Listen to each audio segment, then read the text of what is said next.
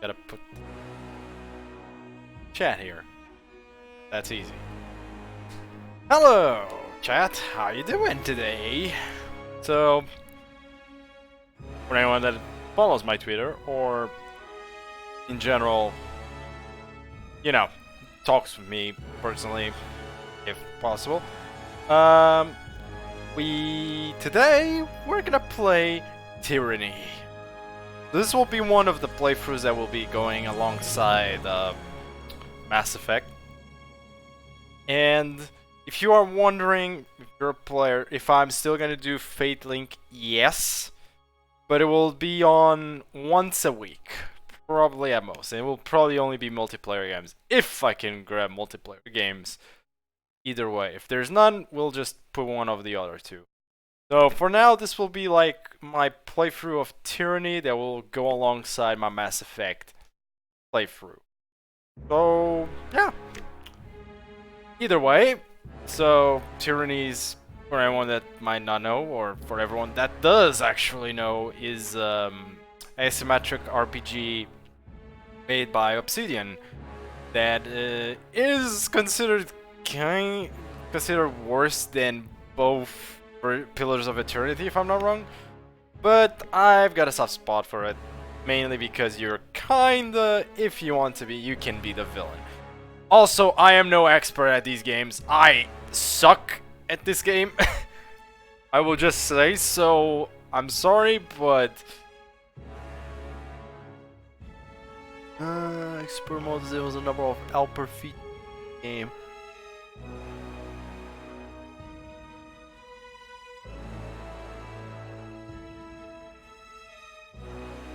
By micromanagement, essential stats for items, spells, and abilities. So we're just going normal. We're not going story mode, but we're going normal. Some difficulty, but not something that will kick my ass and rip me a new one. Which this game, in any asymmetric RPG, can easily do to me. Because I am not the best player in these. I love these games, but I absolutely suck at them. So, we'll try. Hopefully everything is fine. Wait. For over 400 years, Yep. the armies of Kairos the Overlord have swept across the known world. All who stood against them fell before their might.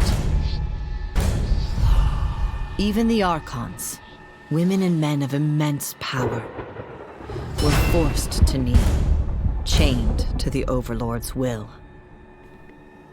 Now Kairos' final conquest has come to our corner of the world, and two of the Overlord's armies compete for the honor of taking our lands. The elite disfavored, and the teeming horde of the Scarlet Chorus. The voices of Nerat, spymaster and Archon of secrets, guides the fierce and undisciplined masses of the Scarlet Chorus. With each battle, the Scarlet Chorus grows stronger, as the defeated are given a simple choice: serve or die. Graven Ash, Archon of War and the Overlord's most loyal general, leads the disfavored. Though small in number, Kairos' ironclad legion has never met true defeat in open battle. Watching over the two generals is Tunon, the Adjudicator, Archon of Justice, eldest of Kairos' minions. Tunon brings Kairos' laws to newly conquered lands, aided by the Fatebinders, judges and executioners of the Overlord's laws. You were among the youngest of the court of Fatebinders when Kairos' armies came to our lands. Yep. How could we have known that the fate of thousands would rest in your hands? Yep. So we are Fatebinder, and we can now customize how we look. So let's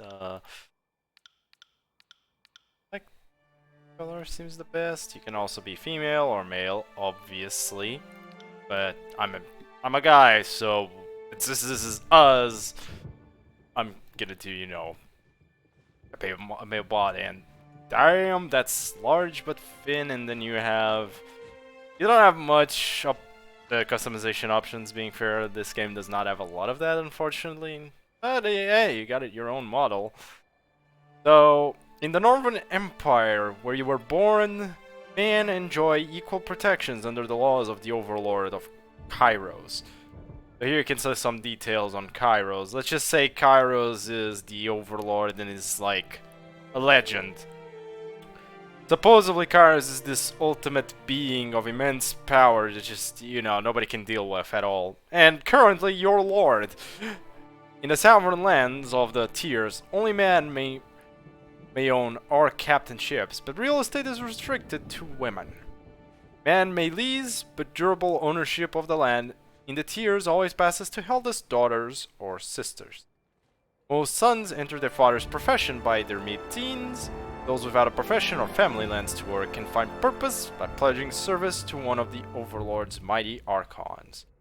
Criminals, derelicts, and others are often conscripted into the armies of the archons. If a child cannot forge his own skein, you will certainly find one in battle.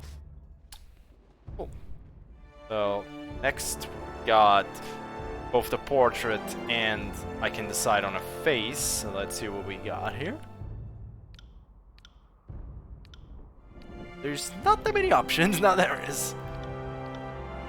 I like this one actually. For veteranish. You can be bald. That's a start. Okay, this is the default hair. You can have a mohawk. Okay. No, that's not happening. Short hair. Nope. I'm not a dwarf, thank you. This hair, which is... Get back hair, ponytail. Just guessing this is buzz cut. Okay, yeah, let's just go with default hair, I guess. It's the one I like the most. We're gonna get a beard, though. That we must do. Oh, yes. Such a majestic beard. Indeed, there we go. See, these developers know what's it's at. You've gotta make a lot of beards. That's where the variety must be put into, obviously. Oh my god. Wait a second, what can I do here?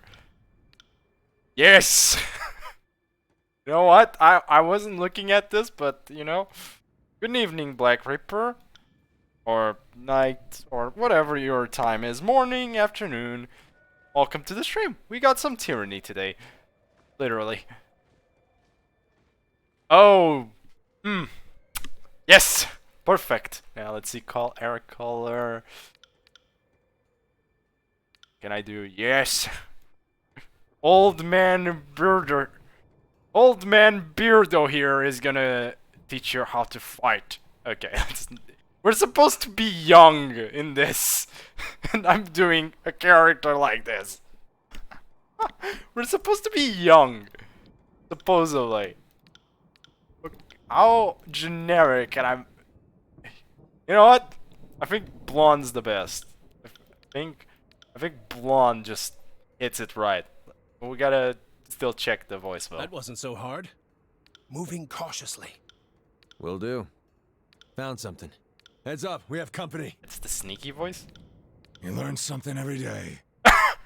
Oh. Just hold on to this. That wasn't so hard. Yes! Moving cautiously. I'm injured. Tired. Let's rest. This is the voice. It's exactly this we need. Tattoos. Do I want tattoos? Let's see what we got. Some of these are, wait, can I put... Wow, that actually doesn't look half bad, though, the colors. Some of these, though, oh boy. That's not too bad. We got here. The fudge? Am I like am I like from Mayan culture or something like that? Aztecs? No one really likes these, like, Mayan-ish Aztec tattoos. Just don't think these fit this old man, and that's on his face. No. No. A tree. Flowers over there. One doesn't look too bad. Oh! I don't even know. I'm creating something. I only know I'm creating something. You know what? We're taking snakes for legs. Obviously it must be black and red, because those are the two best colors in existence, so... Maybe yellow. No, I think I'll take the yellow. I think I look it better. Yeah. We'll go with a barbarian, though I'm still not sure what exactly I'm creating here. I don't even know if there's a portrait for this beard. This majestic beard. There's a bit of a problem. These are the chicks. Sorry. Yeah, this is these are the chicks. So I gotta be somewhere around here. Guy has a helmet, but no beard. We could put this portrait since it hides everything. But the hair just doesn't fit. This is a bit of a shame. The portraits kinda suck. We'll go with this, mainly because we're probably gonna be some kind of like rough military guy anyways, so I'm not seeing us being one of these guys. So unless there's something over here on the right. Nah, doesn't seem to be. No hidden face. Kind of a shame. Okay. Okay. What we got? How did you join Kirz's army? Okay, let me just read you. So, today you are a Fatebinder, or in this game, what we're called, Agent of the Archon of Justice. You are by no means free, but as a warrior / scholar, deputized with discretionary powers to interpret and execute the laws of the Overlord, the Kairos. Looks like the Skyrim Imperial. Yeah, you know what? Yeah, I guess so. You are freer than most. One does not apply to be a Fatebinder. One is called by Tunon, which is kind of the Archon of Justice. Let's just call this guy as our boss. Tunon's our boss. Our boss below the big boss, kind of thing. And to decline is death. Oh boy, so I couldn't even decline that. Shit! Millions of men and women live in the dozens of realms ruled by the Overlord. How did you stand out from amongst this teeming mass of desperation and insignificance and gain the Archon's notice? So... we could have been a lot of these. Either pit fighter, soldier, hunter, lawbreaker, guild apprentice, war mage, noble scion, or diplomat. You know, I can see this guy coming from a soldier kind of background. Like, this guy... he was a soldier. I actually can see that. I think soldier is the more accurate one. I could be even noble scion technically also could be an option, but I think soldier just makes the most sense.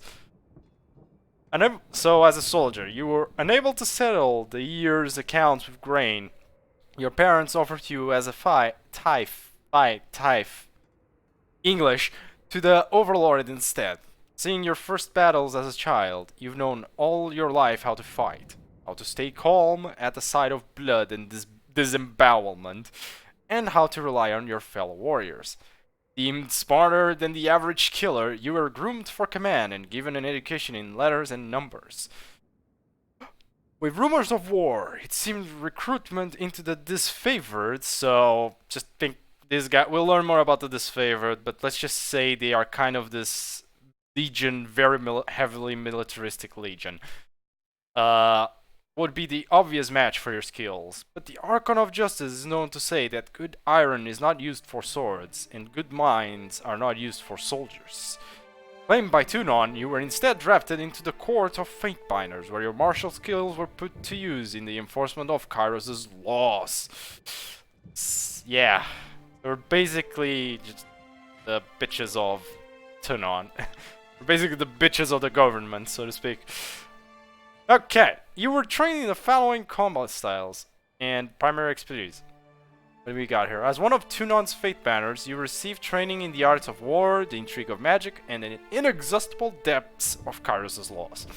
Across the Northern Empire, the education of a Fate Banner is second to none.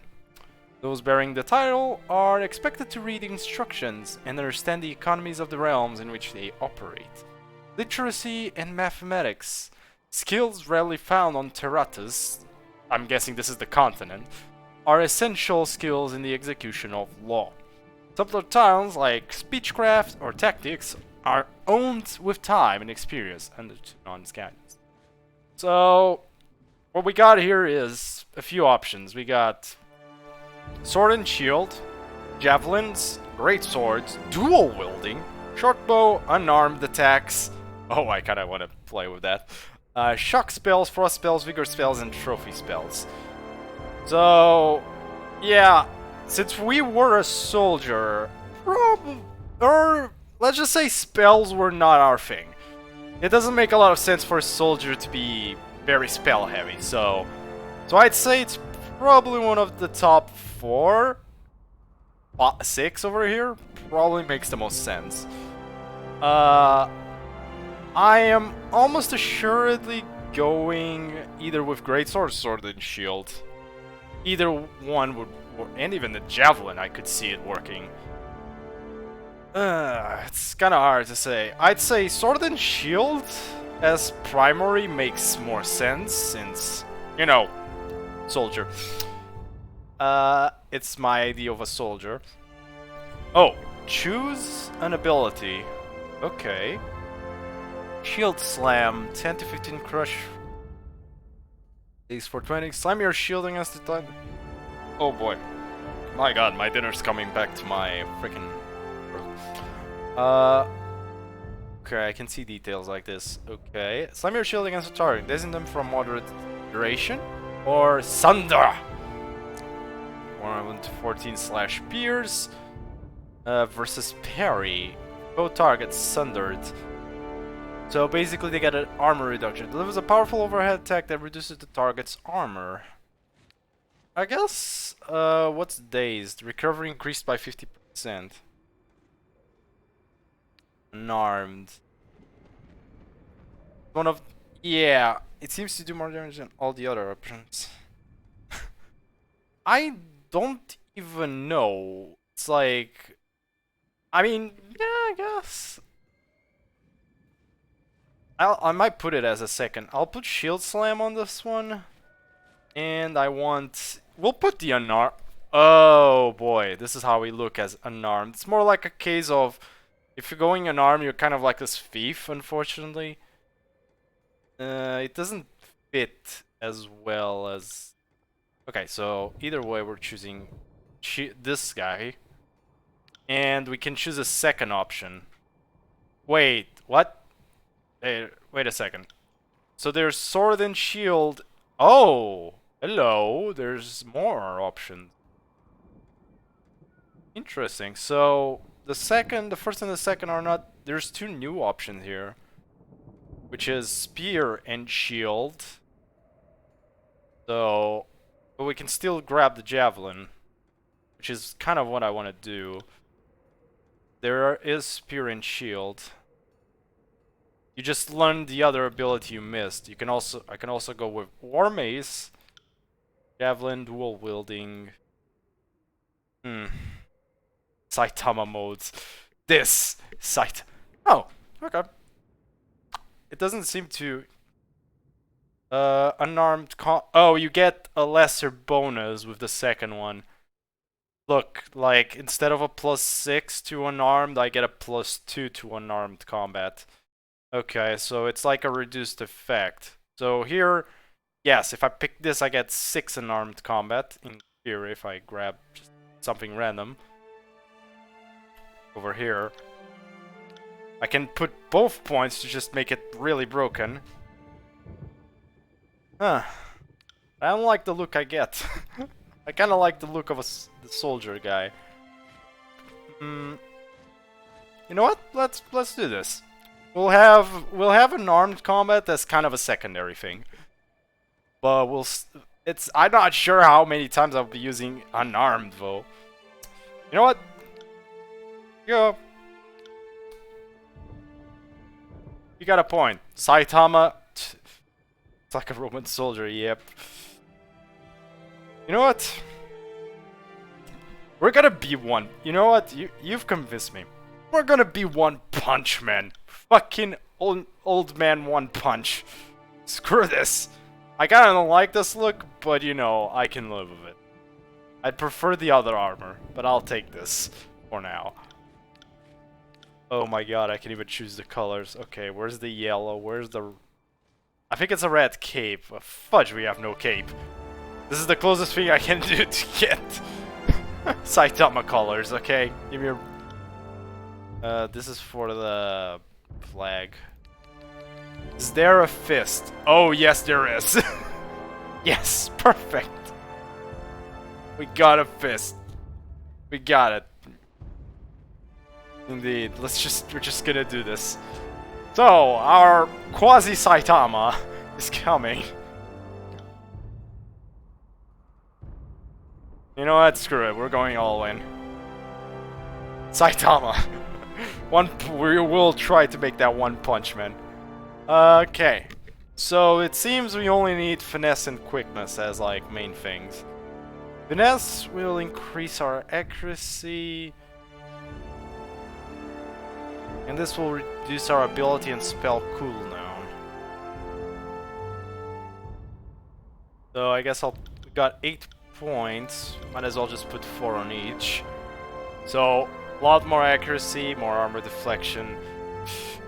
We're going all in here, chat. It's time. Next. I missed. Oh my lord, there's more. Oh god. Okay, I got 20 points here. Can I just put everything over here? Oh, you can only go up to 50, okay. I guess, where do we start here? So we'll get this to 40. Get some athletics, up to 40 as well. We could... I don't even like subterfuge usually. I don't think I'm gonna... I'll put it at 30, but I don't care too much. We'll put dodge as high as we can. Got one more point. You know what? More damage. Screw it. Taking more damage. You know what? Saitama's not a stealthy guy. We all know this. Nobody cares about this. This is all that matters. All these three is all that matters. Yeah, I think that's good. We'll go with this. Next. Okay, so this is important. So the first one, the second option is just what it says. It's a quick start. I am not doing this. I like this. This conquest will let us decide what our character's decisions are before the game actually starts. You'll see what I mean. Hehe. All the world has fallen to Kairos. And now the Overlord's eye is on the Tears, our home. The last corner of the world free of Kairos' reign.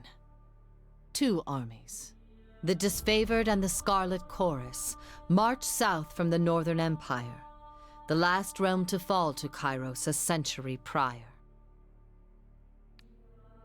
In the early days of 428, Kairos' armies arrive at the Gates of Judgment, the mountainous border that we Tearsmen so long believed unassailable. Unable to agree on a unified plan of defense, the various leaders of the Tears sit and wait for each other to deal with the conquerors, until it's too late. There we go. So, during the conquest, you will decide your character's actions during Kairos' invasion of the Tears, shaping the world through which you will adventure over the course of the game. Each choice you make affects your character and how major factions of the Tears respond to you. Your decisions matter. Choose wisely. This is very correct. Your decisions very much matter. So, 428 TR, Year 1 of Kairos' Conquest. Here we go. Don't even get to see who's pushing the thing. The Bastard City. The Bastard City stood on the northern border between Kairos' empire and the Tears. Built upon a natural harbor at the crossroads between realms, the city was a nexus of commerce. To the Tears, it was the center of all wealth. To a northerner, it was little more than a backwater trading post. Symbolic status as a gateway to the continent made it a natural first target in Kairos' military conquest. Circumstances were ideal for you to prove your worth as a soldier in Kairos' armies. Taking this city would send a message to the rest of the Tears. Kairos' will is unsurmountable. I'm gonna already make the point. We are the villains. We start this game as the villains. We are the villains. Just take this into mind. We start as the villains. So we have two options here to take the Bastard City. We got either infiltrating the Tears or the Gates of Judgment. So infiltrating the Tears, we have history would remember the Gates of Judgment as the first battle of the conquest, but the real combat unfolded with advanced units of both armies preparing for the coming war. The Disfavored and Scarlet Chorus, the two major factions in this game, each had a plan to infiltrate the capital city. Which army did you join? Or Gates of Judgment. The armies of Kairos took the battle to the Gates of Judgment, trumpeting the opening call of the conquest of the Tears. The two armies, the Disfavored and the Scarlet Chorus, brought their distinctive sense of order and chaos to the assault. You went to battle alongside the army whose approach best suited your strength. So, I believe my character is not trying to infiltrate shenanigans. So, I think we'd be more into the war part. So, you can either join the battle alongside the Disfavored or alongside the Scarlet Chorus. So either you are a tank, but you are unarmed. Exactly. See? You know, I'm a tank, just unarmed. That is indeed well said. So, we can either go with the Disfavored, which are the super heavily militaristic guys, or the complete insanity of chaos that Scarlet Chorus is. We still were a soldier in the past, so I'd say the Disfavored. Standing shield to shield with Kairos' ironclad elite, you advanced on the mercenary army purchased by the nobles of the Bastard City. The Legion wanted to send a message to the Tears that superior breeding and disciplined training would win the day. Also, little note. We are fate binders. The point of being a fate binder, usually in this game, is you are neutral. You basically don't favor a specific faction in the Kairos. In general, you do everything for Kairos as well, but remain as neutral as possible. However, this game is your choice, so you can basically just favor one of these two factions at will. But for now, Disfavored. The Bastard City learned too late that the military is earned and never bought. The mercenary army quickly found themselves outclassed by the superior tactics and formation of the Disfavored. Those few who lived to the end of the battle were rounded up, the weak executed, and the strong enslaved to all the army's wagons on the journey south. So the Disfavored work like this. You're either a part of their mainland, and so you're a soldier, or you basically either become a slave or die. They don't take people with them. Usually their decision is just merciful death, quote unquote. So, that's them. And those two go down, and now we have two new scenarios. So we can either judge the enemy, or feeding the host. Let's read this one first. The soldiers of the Tears fell by the hundreds, and Kairos' armies could not agree on how to handle what few survivors they dragged back to camp. Befitting your role, the commanders turned to you to decide the fate of those who occupied prison pens. There are only enough prisoners to support the plan of a single army. So in this one, we're gonna judge how to deal with the prisoners, or Against the most optimistic projections, the disfavored Scarlet Chorus made short work of the local defenses. They did so well that the armies quickly outpaced their supply caravans. Troops were plentiful, but food was scarce. You only had time to execute one plan to secure provisions. And since we're kinda Saitama, I mean, yes, this makes more sense for what we are in terms of the game, but Saitama, I think, wants food. So, we're gonna deal with the food problem. So we can either go disfavored or these. So either confiscate merchant caravans, or we pillage the farmlands. Oh boy. So, either I authorize the disfavored troops to confiscate food and supplies from traveling merchant caravans, tiers that already spent ignorant centuries glutting themselves outside of Kairos' law, or you authorize the Scarlet Chorus to send their horde to pillage from farms and villages, spreading the infamy of Kairos' army prepared the tiers for the reality of the impending question. Exactly, big decisions. Jesus. I mean, part of me wants to keep this neutral enough, but it's like, I don't know, this is a little this is not as bad as this. This is very harsh. Meanwhile, this one is like, yeah, we're dealing, this is also harsh in its own way. Let me just see what's happens here. This is to hold their gear, and this is you gave the prisoners a chance to serve in Kairos' army or die. Yeah, it's gotta be one of these two. But screw it, disfavored. After raiding the wagons of unsuspecting caravans and securing days' worth of provisions and supplies, the disfavored found a cache of goods behind a hidden panel. They confiscated potions and elixirs bound for secret contacts within the bastard city. The whole filled the disfavored larder with provisions for the following year, denied the defenders of the bastard city supplies that would be desperately needed in the siege to come.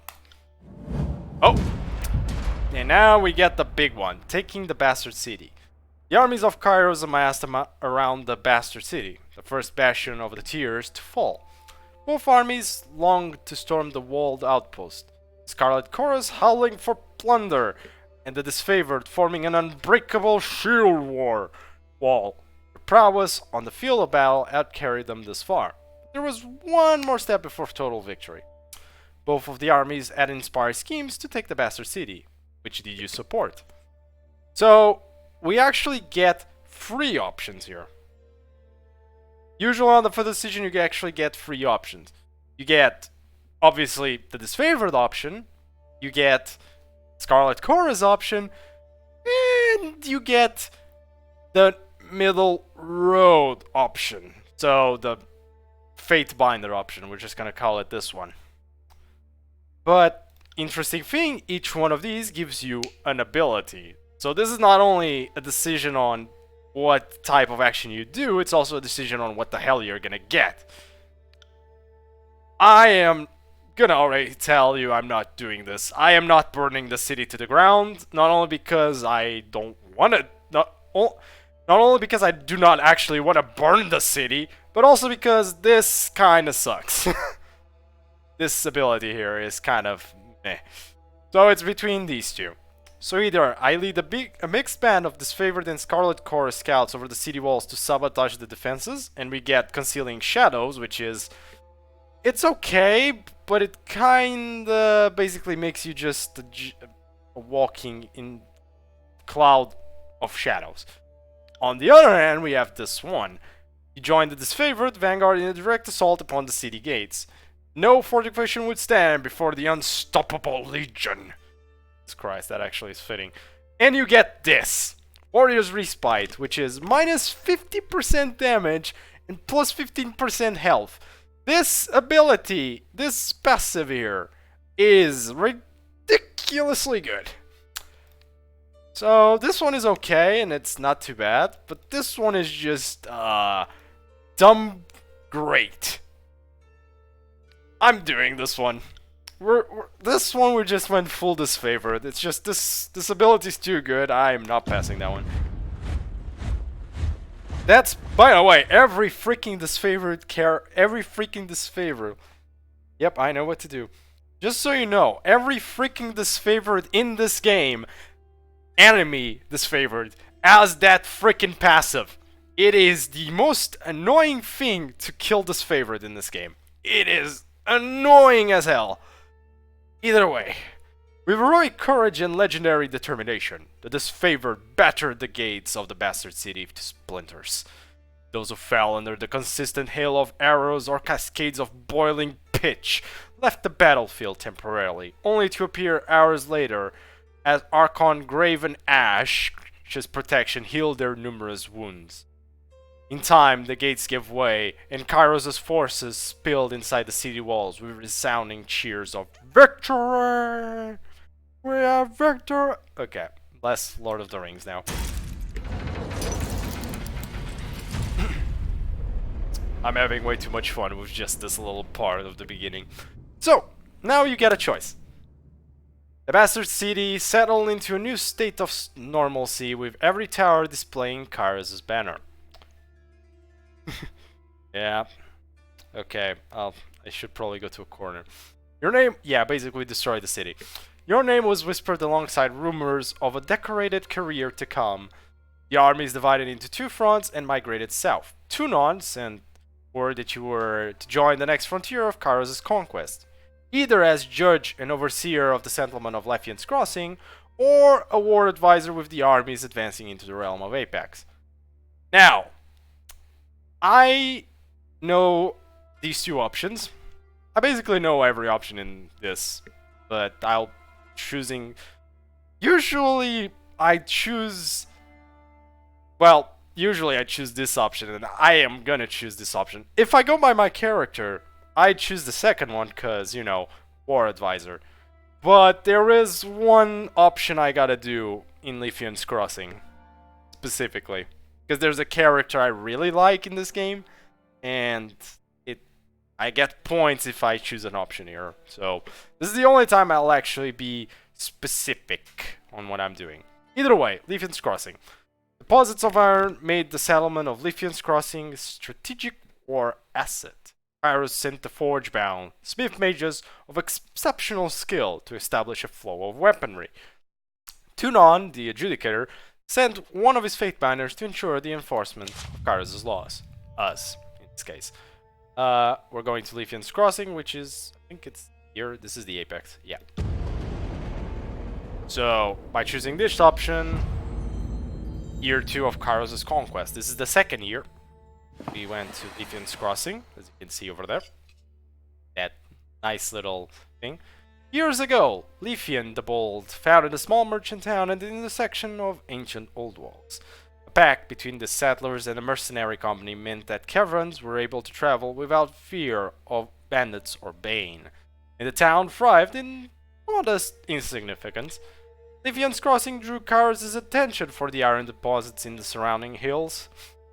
With the region under Kairos' control, the Northern smith mages could set up workshops to refine ore and arm the disfavored with the finest weapons in the known world. The Archon of Secrets dismantled the mercenary support with a generous bribe, taking the crossing in the bloodless victory. So we already own this. Tunon dispatched you to drive alongside Kairos' forces and bring order to the region. I think my throat's gonna die today. Okay, here's the option. So this is the one option I will actually be specifically choosing. And it's the only option I will do. So there's two options you can go here. You either the Iron Must Flow or the Cult of Siren. I'm gonna read both, but just gonna tell you, we're going this one. Kairos' smith mages worked day and night to create weapons. No one faulted their dedication, yet production was low. Plans that came to light proved divisive to disfavor in Scarlet Chorus. On one hand, any additional manpower was needed for fighters, not forges. On the other hand, the celebrated weaponry of Kairos' armies needed to be fiercely guarded. You can either draw from the Scarlet Chorus recruits or conscript the tribe of Beastmen, which we're not doing either. But we're doing this one. Siren, Archon of Song, used her arcane charm to lure locals into joining Kairos' army. As a patroness of the Scarlet Chorus, her efforts were critical to the conscription of new recruits. When an enthralled disfavored soldier joined their cult, his company feared that the Archon was growing out of control and needed to be stopped. So you can either do one of two things. You can destroy her cult, or you can send Siren's cult to the Vanguard.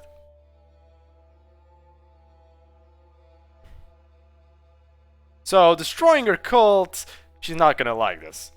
But this one, she's perfectly fine with. Actually, she actually liked it. Either way, we're going with this one. In Scarlet Chorus tradition. Besides, we chose way too much disfavored last time. Let's be a little nice too. It's a tiny little bit nice to Scarlet Chorus. Sent the latest batch of cultists to the front lines of the Apex campaign. Those who survived were welcome to remain in Kairos' military, and their performance would stand as testimony to Siren's effectiveness. Scarlet Chorus agreed to transfer Siren's latest recruits to the front lines of the Apex campaign. Your resolution fit a traditional model of conscription, so they considered it a fair alternative. In the weeks to come, more of them returned to active duty than even Siren herself expected, likely owning their obsessive devotion to the Archon and her enchanting music. Okay, back to normal decisions now. No more personal, I know the future decisions. We're actually gonna read the things and do stuff normally. So we got two options. Ancient Threats and the Red Anvil.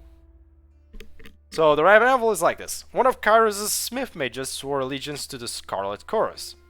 Jealously hoarding the secret of iron forging, this favor demanded the smith's immediate return.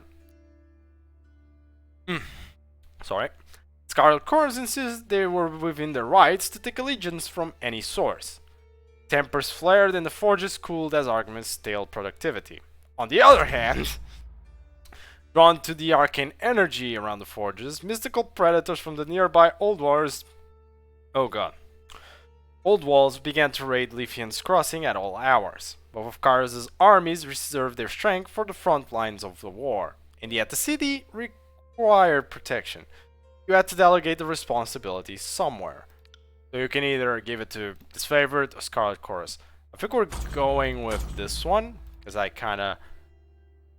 As the largest army, you test the Scarlet Chorus with the burden of security to the opportunity to gather their strength. So this is case of which one you want to screw up the most here.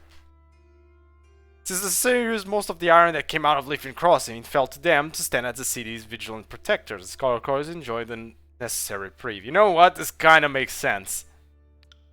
Yeah, this makes more sense. You use the iron, you protect the iron. Get to work. Though the disfavored were averse to your ruling, they couldn't argue with the reasoning behind it. They rallied in the streets of Leafion's Crossing, patrolling on alert in shifts that lasted day and night, an impressive show of force. They managed to repel several attacks from the predators in districts that would have otherwise suffered great harm.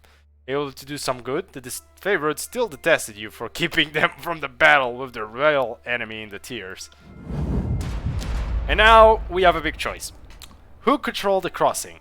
Tragedy struck when a mercenary hired by the Voices of Nerad injured a forge-bound artisan, leaving him unable to practice his craft. Tunon ordered the mercenaries to leave the city in the hands of Kairos' most responsible servants. Only a token garrison could be left behind while the armies returned to the front. As the disfavored Scarlet Chorus showed increasing tension and hostility towards each other, Tunon decreed it best that the only one force control the crossing. So in this one we only got an option. You can either give this to the disfavored or the Scarlet Chorus. There's no in between here. Since we've already done full Scarlet Chorus here, I might as well just give it to them. The Scarlet Chorus flooded Leafion's Crossing with overeager and undisciplined recruits. The first few days of occupation, settlers suffered under rampant theft, murder, rape, and arson. Oh lord! By the following week, the horsemen who sought chaos for personal gain were dead, strung off by the more disciplined half that took up the reins as the self-appointed bosses of Leafion's Crossing. Oh boy, what have I done? The Forge-bound continue to mint iron weapons and armor, which carries much carded to the disfavored garrisons elsewhere in the tiers. Shipments were light, or sometimes absent. Yeah, I fudged up, didn't I? Big time. The Chorus Quartermaster claimed ignorance of the matter. Well, whoops. I did not remember this. And now you have a choice of 3. Like a choice of 2 wasn't enough, we have even more options. This is the last one. I'm pretty sure this is the last one. With the mercenaries expelled and Lithians crossing under new leadership, Kairos' forces congratulated themselves on bringing order to the settlement and guaranteeing a productive flow of resources. For the colors of this diversion, the army front advanced further into the tiers. Your skills were needed in the realm of Azure, Stalwart, or the Vellum Citadel. You can either go to Azure, to Vellum Citadel, or to Stalwart. So, Azure here, this thing. Kairos dispatched the Archon of Stone to subjugate the nation of Azure, or Kairos' conquering gaze fell upon the Vellum Citadel, its treasures, its knowledge, its secrets. Nothing happened. Or Stalwart, with its easily defended position and rich military tradition, the realm of Stalwart was the most formidable realm in the tiers. So, I don't even remember this part, and I don't even know what the choice is. You know what? Black Reaper, since you're here and you're talking with me, I'm leaving this one. I'll let you choose. You get to choose the place we're going. Have fun with the choice. You get the power to choose where we're going. I know you don't know. That's why I don't know either, though. So just random it, I guess. Choose one. Doesn't matter. Fucking hell. God damn it. Man. Okay. I have an idea. I had an idea, but then I thought I don't have a goddamn dice here. Okay, you know what? I got an idea. I'll be back in less than a minute. You'll see. Want Azure? Very well. Well, you said it. I was gonna grab a dice and roll, but fuck it. You said Azure. We're done. We're going in.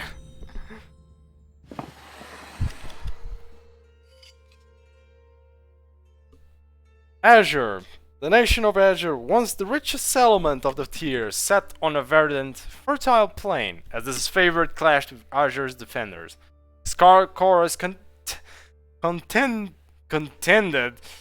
my god, my English, contended against the region's tribal beastmen who protected their ancestral lands with incredible fury. Kairos dispatched the Archon Cairn to break the stalemate and force Azure in submission. The Archon of Stone. This is the Archon of Stone. The colossal man of stone and flesh arrived as instructed, but earning his cooperation was a tall order, even for you. So, we got 2 options. We can either, well, deal with the beastmen, or, you know, rocks! Throw rocks at them. So, stalked in shadows. After roaming pack of beastmen slaughtered a disfavored patrol, the Scarlet Chorus responded by laying claim to the beast for their army, while the disfavored readied the company to enact revenge.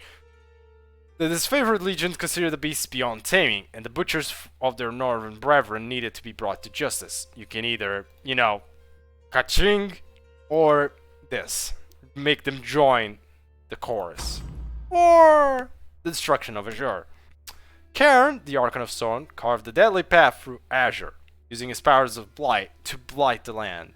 Scarlet Chorus complained that his tactics left no farmland to feed the growing army. Since Cairn marched with the disfavored, the Scarlet Chorus held the legion responsible for the destruction and lost harvests.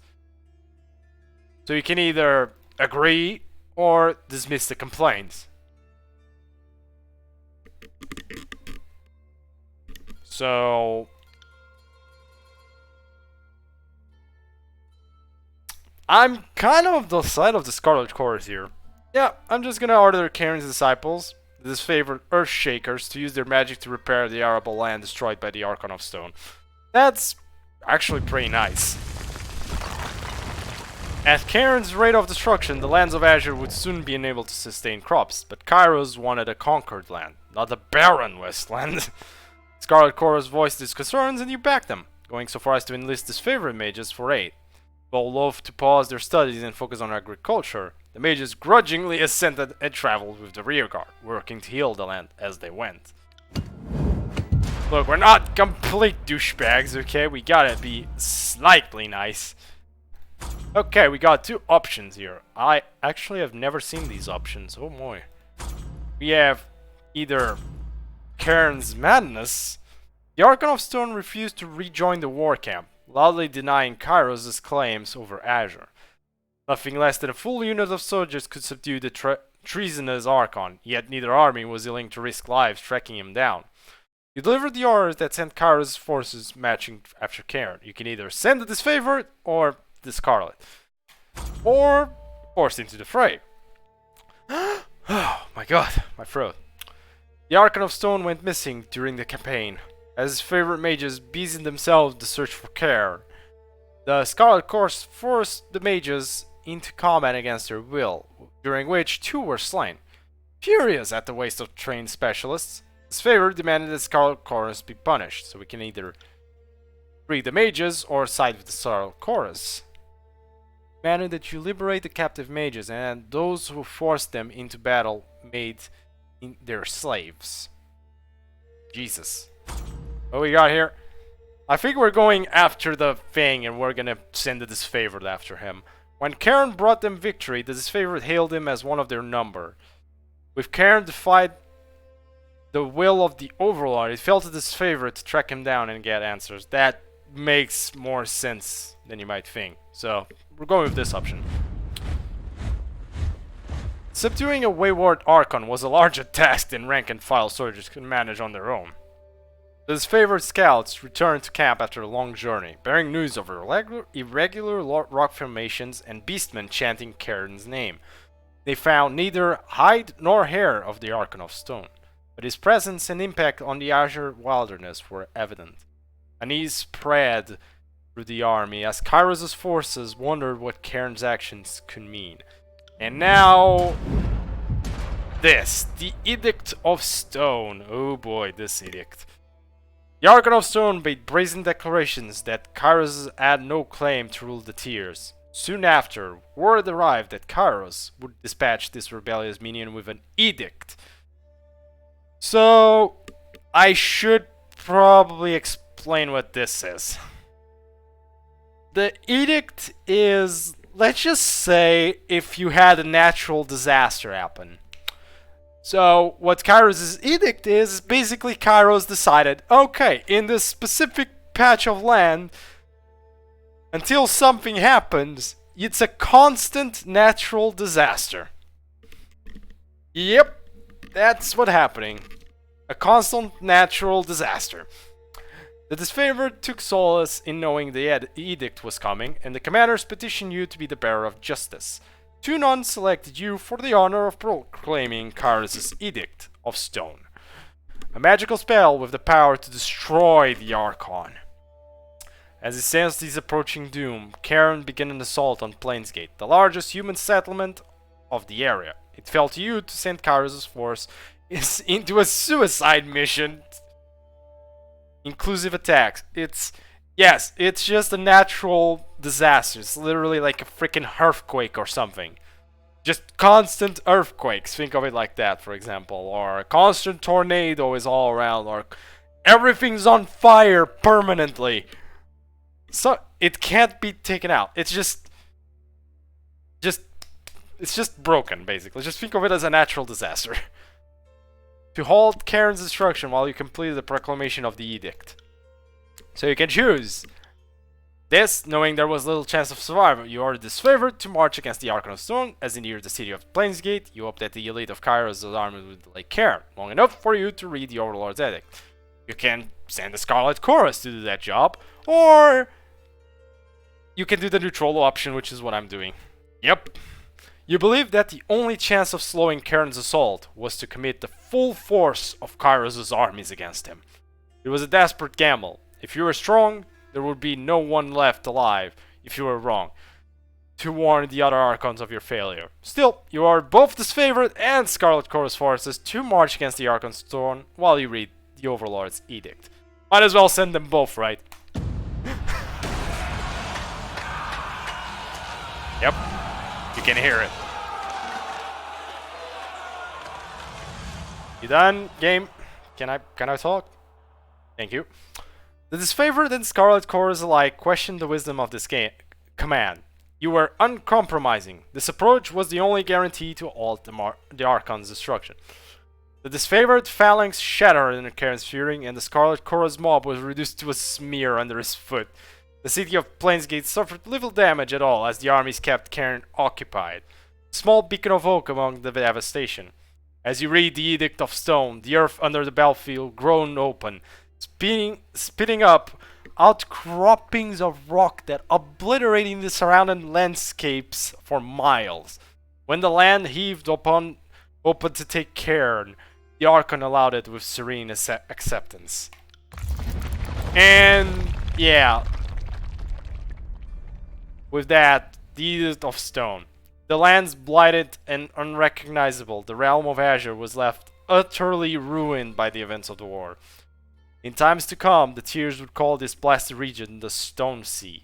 For the treacherous rock formations and persistent quakes, I told you, persistent, became the defining features of this once verdant land. Scarlet Chorus established a sprawling camp in the shattered, rocky terrain. It quickly absorbed those displaced by the upheaval of the land. These hapless refugees were put to work as slaves and soldiers, and the Chorus slowly built themselves a makeshift fortress in the blighted, quake-ridden realm. Your tour of duty in the broken lands of Azure was complete. You didn't have long to rest before Tunon called you into servants once more. And with that, conquest complete? Whew! Okay. We're done. Our throat can take a rest. No, I'm good. Continue. Move on. And we can actually start the game. Oh boy. My throat needs water, I think. I think that's what I need right now. Whew. We get to start Black Reaper. It only took 10 years. Positives. Yay. It only took an hour. 431, and Kairos' invasion has shattered all major opposition in the Tiers. The Younger Realms, the Bastard Tier, the Free Cities. All who defied Kairos lay broken by battle, or bowed in surrender. The two armies of the Overlord, the Disfavored and the Scarlet Chorus, now control our lands. Oh, thank you very much. But our will is not yet extinguished. Not entirely. In the Valley of Vendrian's Well, those of us unwilling to bow to Kairos have banded together in defiance. Violating an oath of surrender from 2 years prior, we have staged a bloody uprising, murdering the Disfavored and Scarlet Chorus garrison in a midnight assault. Oh, sorry. With their main forces spread across the Tiers, the Disfavored and Scarlet Chorus redeploy to Vendrian's Well to crush the resistance. But months pass with no definitive battle. As disagreement and discord paralyze the Archons, we bide our time and wait for our message of insurrection to spread across the Tiers. Yeah, so the one that's narrating this is part of the good guys in this case, or the ones that are being oppressed and conquered, if you haven't noticed yet. The Overlord is not amused. And Kairos has one message for the Archons. Crush the Oathbreakers, or die. Kairos backs this threat with an edict, a magical commandment that can slay all in the valley should the order be ignored. Yep. The honor of proclaiming this edict fell to you. Sent across the mountains to Vendrian's Well, you carry the Overlord's edict to read before the Archons. Yeah, this edict is great. It's just... It's a giant middle finger for you. As you finally Literally. make your way through the winding mountain passes into the valley, the ground trembles, and Kairos' magic seals the way behind you. Boy. You are trapped in Vendrian's Well, with Kairos' armies and the Oathbreakers. The only way to survive is to fulfill the terms of the Overlord's edict, in any way that you can. Yep, this conquest was very diplomatic indeed. Not really. I wish. Yeah, so that's a river of... That statue's crying blood. Oh my god, I'm not gonna... Fatebinder Saitama, I presume. We've been expecting you. Okay, so here we go. We got the game. So... On this is an axiomatic RPG, as you can kindly see. And we have our moves down here. Other stuff I'll explain later. And before we talk with her, I will just go grab something fast. Also, there's a button to check things, if I'm not wrong. There we go, it's tab. So tab lets you check things. We're gonna climb down. I think it's just tab, right? Sorry, can't. Yeah, so just click tab and I can find chests and stuff. Also, we have some description. The once pure water of King Lycarius' tears has run red with blood since Kairos' forces invaded. Yep, this thing here. The ancient Weeping Mother statue pays homage to the Queen Lycarius, first of her name. Fresh water once flowed from the statue, but when Kairos' forces attacked Vendrian's Well in 1429, the statue began weeping blood, and has done so ever since. Yeah, it's amazing. Unfortunately, we are not very intelligent, so we cannot take this. So, we don't have 35 lore. Unfortunately. So, hey. That's what we got, what we got. Here, wait. Back up. This is spells. I don't think it really matters, because I can't even use spells.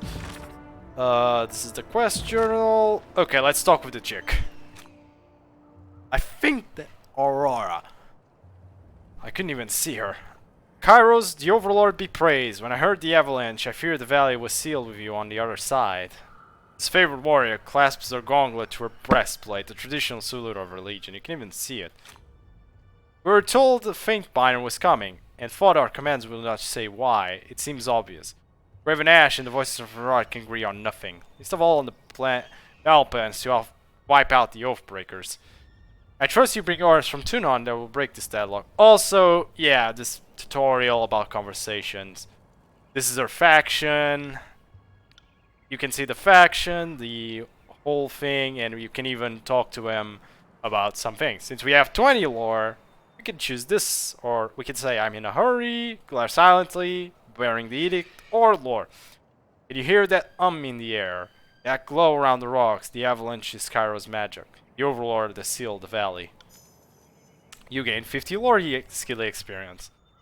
Your sensings see more than mine, good Fatebinder. I do not pretend to know much about those such things. If that was Kairos' magic, and you're here on important business. Yes, exactly, of course I do. Look, she can wait. It's like, we have more important stuff to do. Like, looting everything. Because it's an RPG. We loot everything. Well, you don't have to be the Archons of Secrets to guess that you're here to proclaim an edict. What does Kairos have in store for the enemy? 10 years of festering plague, an edict of twisted bone? Our soldiers will complete their task. Or die. Yeah, let's just say it. The edict is leveled against us? Otherwise, why no fear? Our posture slacks. Seconds. But the Scarlet Chorus prevents us from taking action. Why would the other punish both of them? She clears her throat with a sig. Forgive me, it is not my place to question. We should have conquered the enemy within weeks of arriving in the valley. The delay reflects poorly on all of us. We can actually... I'm just gonna say subterfuge. Your first instinct is to blame the Scarlet Chorus. No wonder Kairos resorts to an edict to enforce order. We get some subterfuge. Yes, well... Her eyes shift to the side. There has indeed been little goodwill between our armies, and you are right. When we act as we do, what choice do we give the Overlord? She takes a deep breath, nodding as she exhales. And you are right, I should not cast blame so freely, especially not when talking to a servant of justice. My apologies. Well, you've traveled a long way. I won't keep you further. I'm sure the Oculus will want to hear from you at... Her voice falls silent, her attention snapping eastward with alarm. Did you hear that? More runners! Third time this week. The Oathbreakers keep trying to send messengers through the mountains to get our help from outside the valley. She points over to the collapsed path by which you arrived. But they're a bit too late for that now. Come, let's show these Oathbreakers a good fight. Oathbreakers basically are the tier people. So let's fight. So you can pause the game. You can use the abilities. Down here we got Thrust, which is pretty simple basic attack with nothing much. Got Flurry of Blows, which is just unleash a double attack on your opponent, and we got Palm Strike, which has a push effect and a silent. Let's see if I can... Can't do that. Okay, fucking fudge my life. Got two Flurry of Blows. On it. Combat. Turn is possible. Yeah, real time, I know. Let's do this. Try and approach. Wow, that did 1-1. Wow, that was sad. That was much better. On it. Seriously. My god, we do no damage. What have I done? It's doing so much damage, but since I'm unarmed, I'm like, just... Oh boy, good luck me. I'm gonna need it. I'm gonna need the help here. Hey girl, you wanna start hitting your attacks? Jesus fudge. Okay, we're gonna activate this. Heal up. I got it. Sorry, can't. On it. Yeah. Let's just use that, which is much better. There we go. That's one down. Let's check for talent points. Okay. I don't think I got anything though. Is it here? Oh! Okay, there it is. So, this is where we put points. Oh Lord Almighty, there's a lot. Okay, well, got it. Also we can loot his corpse. Aha! Of course we can loot his corpse. Why couldn't we? Where the hell did it all go, though? I did just loot his corpse, right? So... Oh, down here. Okay. Potion of Protection. Let's put that there. That's their healing potions. Let's just put these here and here. And we get some cheese. Of course. Let's put these. I'm not even Let's see. Am I even gonna use the items? Good freaking question. Oh, desiccated corpses line the road of victory to veterans well. An example of the fate that awaits those who resist Kairos as well. Hey Aurora, on my way. Should be vigilant and deal with the remaining Oathbreakers in the pass. It seems like a suicide mission. What do the Vadrian Guard hope to accomplish? From what we've learned from the other prisoners, the runners are instructed to escape the valley and drop up support for the Oathbreakers, cause elsewhere in the tiers. Aurora shrugs. I don't know who they think will listen to their pleas. We smash every army fortress. Every army, fortress, and self-proclaimed ruler these low-born tiersmen have to offer. Perhaps they think the wild beasts will rally to their side? Good quote. Some more further destroyed we won't be having. Well, this favor has sucked the tears of fear. I doubt anyone will rally to their hopeless cause. You have gained favor with this favor. Well, no shenanigans. My thoughts exactly. They lost the war years ago. This is a little more than the last gasp of dying people. I've traveled for days. How much longer until I reach the Archons? You're almost to your destination. Once you clear the path of the enemy, just head south down the foothills. From there, it should just be a matter of hours to the encampments. Okay. So here you can squeeze through the gap, or if you got muscle, move the boulder. Ha! Defense will also work. Yeah, of course it will. Okay, let's do Flurry of Blows. Oh boy, that was good damage. Okay, let me just. I got it. For the Queen! I am gonna have some trouble with this battle system for a while until I get used to it. For the glory Also, of don't worry, Kairos! this guy is like tanky as hell, so he'll be fine. See, still yellow. That's fine. He's fine. There we go, and now this guy. Because they're too occupied with this guy. My got God, it. just Will do. die. There we go, much better. Will do. Boom. Much better.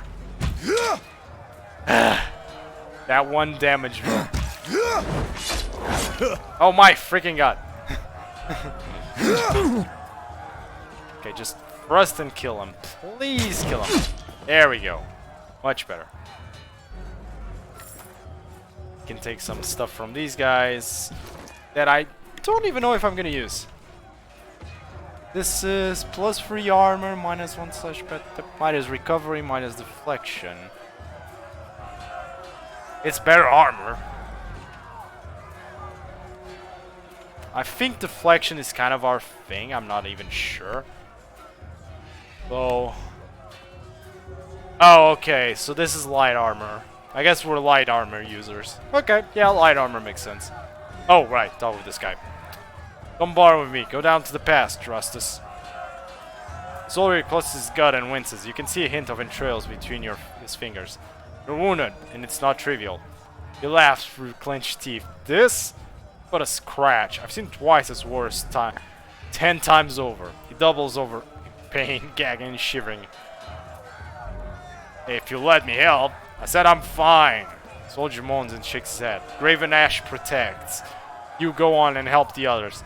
So this shenanigan, Graven Ash protects, is a bitch to deal with. Just warning, if you ever fight this favorite, you're gonna have to deal with that. And it sucks to deal with. It's really strong. That's the point. Several skulls bleached by the sun and picked clean by carrion birds are spiked on a roughly hewn post. It is the only hair the Scarlet Chorus needs. Jesus Christ. Oh boy. Hello. What's going on here? Try and catch me, worm. Oh. A young Scarlet Fury weaves around the Virgin Guard attackers, avoiding their weapons with fluid grace. She nods to acknowledge you. Breathless enemy soldier passes a glance to her countryman. This one's crazy. Too much lead in her water. We should cut our losses and turn back. Fate finder. Here at last. Care to join me in putting these cowards out of their misery? You know what? Save something for me. For the realm of Apex, charge! Yada yada yada. Look at that, a future corpse. Oh right, she's a character you can control. Fudge! Okay, she's a playable character, by the way. Okay, so we're gonna do this. You can't... Oh right, you're kind of ranged. Goes out of you. She also attacks very fast. Okay. I want you on him, yes, please. We're gonna do 3 here. I can't really do anything with her. Yes, that's a playable character if you didn't notice yet. Oh If I boy. can't move, I can't dance. She hasn't recovered the skill yet. I think that one hit bone. Gonna recover a little. I never had a... Okay, so now make our way. Again, burning You got arrow ammo. Make her use her bow. There we go. Close range bow shots, that's I fine. can tell you didn't spend the conquest in a diplomat's tent. You don't say. Fire surveys the fresh corpse and nods with satisfaction. I'm versed, by the way. But there are more important things to take care of than introductions. Those Vendrian guard we killed didn't come alone. You fight like a storm. What's your role in the army? I'm kinda curious about this. A Scarlet Fury, one of the elite killers of our ignoble gang. You'll see more than a few of us around camp, but don't let that fool you. We're a rare breed. Damn. Yep. Most of the soldiers in the Scarlet Chorus are little more than farmers and children armed with rusted forks. Makes them easier to control. Damn. The voices of Narat called his best fighters to this siege. There must be something important about Vendrian's well, though don't ask me what. The Archon isn't in the habit of spilling secrets. Why are the Vendrian Guard attacking now? My guess? The Vendrian Guard are testing our strength in battle, learning how we perform before they organize a real offensive. Okay. That or they're really, really desperate to get beyond the mountains and couldn't wait until nightfall. Well, let's just do this not so fast first. The Explain. voices of Narat told me to intercept you at Edgering Ruins before you busied yourself solving all of the camp's problems. Guess I was too late. LOL. You're due for a meeting with the Archons, but we should handle the small matter of this ambush first. Well, I'm ready if you are. Eager. I like that. Before we go, you might search among the remains of our fallen comrades. Wherever they're bound, I doubt they'll miss their boots, much less any rings or any useful iron they might be clutching. I see your point. Nice and practical. No reason to pity the fallen. Before long, we might wish we'd joined them here. But at least we'll enjoy heavy pockets and warm toes. Yep, so companions have two stats.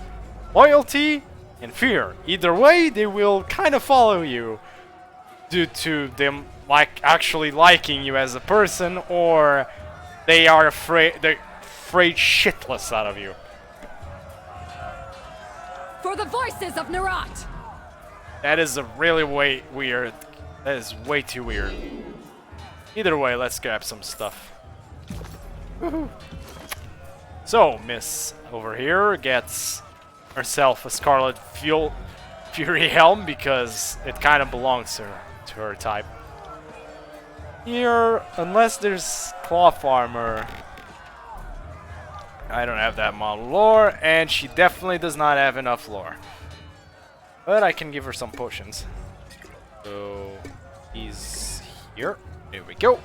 And leave the rest where it is. Why am I not equipped with this? Why have I got this close instead of... Oh boy, that looks awful. Oh boy, that looks... yep, no wonder I wasn't using this. Oh my god, that looks terrible. Jesus. That is terrible, just... Also, weapons are down here, if you didn't notice. That's all. I'm not gonna put any weapons on my main character, it's just... This looks ridiculous. Well, I got it. leave it what we got, I guess. Also, you can talk with her with this option. Though, not the best time for talking, so we're gonna skip on that part. I saw loot! Let me go grab it! Eyes forward, no looking back. Bedouin guard warrior roars with his falx held high. His words largely lost over the din of combat. Jesus. Stand aside or your funeral will be over the side of the bluff. Okay. Seeing you squarely in his path, the pointer points his weapon your way. I applaud your bravery, but I implore you to end this foolishness and lay down your arms. Not a chance. If I surrender, I'm as good as dead. At least we can drag some of Kairos' chosen along our short journey to the void. Scarlet Corps reinforcements. Hurry! Yeah, about that. We are gonna deal with you. Oh, hey. Run down the Oathbreakers. Let none escape from the red mob of reinforcements from the south. A blunt chanter emerges at the head of the rabble. The ornamental crest of her falls over staff pulsing with crimson tones. Signing sigils of magic and wordlessly moving her mouth, the blood chanter scribes a series of spells into the air. A red glow surrounds the Vadrian guard warrior as the chanter's magic worms its way into their minds, blinding them with rage. Hold position, all of you. You there, keep to the path. No, don't engage him. We need to run. Yeah, so they kind of were made into engaging. Well, time to fight. Oh boy. Okay, sure.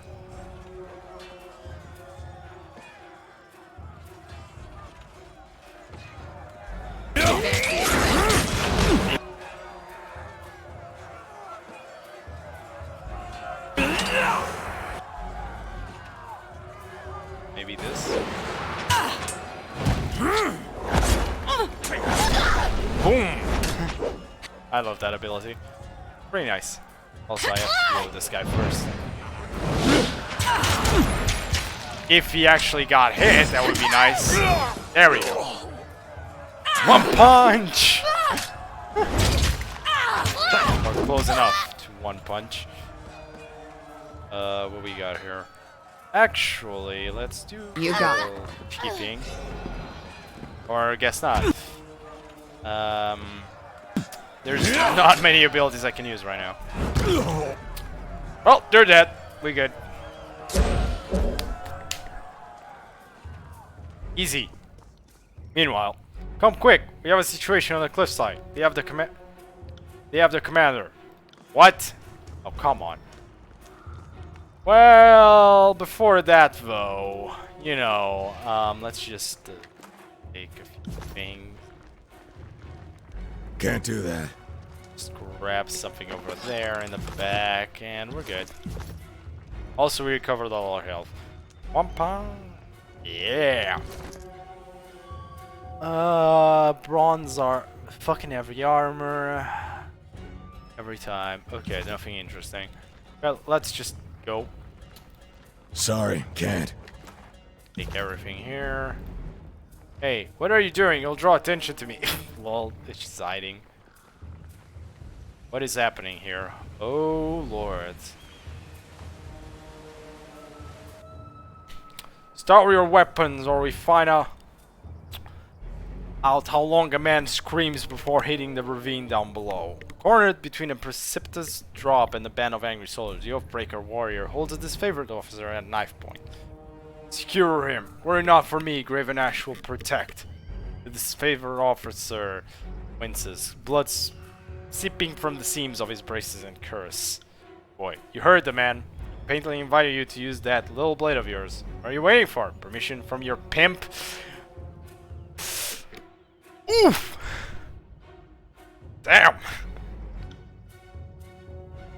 This blade, with a jerk of the knife, he slices off a clump of Dress's matted hair. If you're so eager to see your ally dead, just step closer. You can either release the prisoner, or lower your weapon and charge forward and wrest the knife from him. Try and guess what I'm gonna do. You have gained favor with Scarlet, Disfavored, and Athletics. The Oathbreaker cracks a wild smile as you lower your weapon. That's right. Now the rest of you, drop those weapons. With his attention on the other warriors, you dash forward. He reaches out with his dagger to slay Dresses, but your hand is already on his wrist. With a wrenching twist, you mangle his head, dropping the dagger armlessly into the ground. The disfavored warriors rush forward from either side of you. Tyrell Barrel manages a strained grasp before being hacked and impaled upon their swords and spears. Dead. And the other guy is alive. Kairos be praised, that Oathbreaker fought with the rage of Karen himself. Rastus slides a trembling hand along the cut on his neck. Thank you, Fatebinder. I thought today was my last. From the look of it, guess they thought if they swarmed the pass, maybe one might make it out. We found a few scraps of parchment on the bodies. Rastus holds out a handful of crumpled parchments for your inspection. Literacy is rare in the Northern Empire where the disfavored are born and trained. Time spent reading and writing is, after all, time not spent sparring and reading and readying one's bodies and mind for battle. Oh boy. A student of letters such as yourself should be able to make sense of this. Well, engraving doesn't teach you to read. All that training, engraving doesn't teach you to read. Well, let's just examine the parchment. I feel that's a little too rude. Jesus. Repeating the same messages in different written script, the parchments explain the Vengean Guard's desire to overthrow Kyra's Archons and rout their armies from the tiers. Pages aren't addressed to any specific reader, but rather openly invites all those who remain loyal to the Young Realms to gather at Vedran as well. So we got recruitment material. They were recruitment material. They were trying to bring more traitors to the fight. Well, from the look of it, we kept them from slipping out of the valley. Whatever they hoped to accomplish, I think their plan died here. The Archons are expecting you. When you're ready, leave by the gate to the southeast and follow the trail down slope for a few hours. You'll see the campfires leagues away. Can't miss it. Bye! See ya! And... well, we got loot. That's interesting loot for once. Quick Finder Bangles. This gives haste. Okay, I'll take it. What does haste do? Oh, +1 quickness. That's actually pretty good for us. We can check things in here as well if required. We can't read these. Game. What does this do? Light armor, letter. What if I put on the other character? Does it better? It's better than whatever she has equipped. And that looks like crap. My god, I can't grab one. Can't get a good freaking piece of armor. Oh, Aurora is here. Let's talk with her. Quick binder. We are armed by your presence. Need something? Well, might as well ask some things. What's the situation in Vendrian as well? The Oathbreakers hold the citadel at the heart of the valley. They will build around the base of the spire. Oh boy. The Battani River has been our largest headache during the siege. It's unsafe for armored troops to ford, save for at key locations. The enemy knows this as well as we do. I know we'd be a lot farther along if the Scarlet Corps used its alleged strength in the numbers for the river themselves and overwhelm the enemy. As it is, we must take the valley slowly and advance its favored bulwark, since that's where the real work gets done. Well, we got lore, so because all it takes is a number to cross the river under hail of arrows, if the disfavored were quicker to act, maybe the very guard wouldn't be so trained up to face us.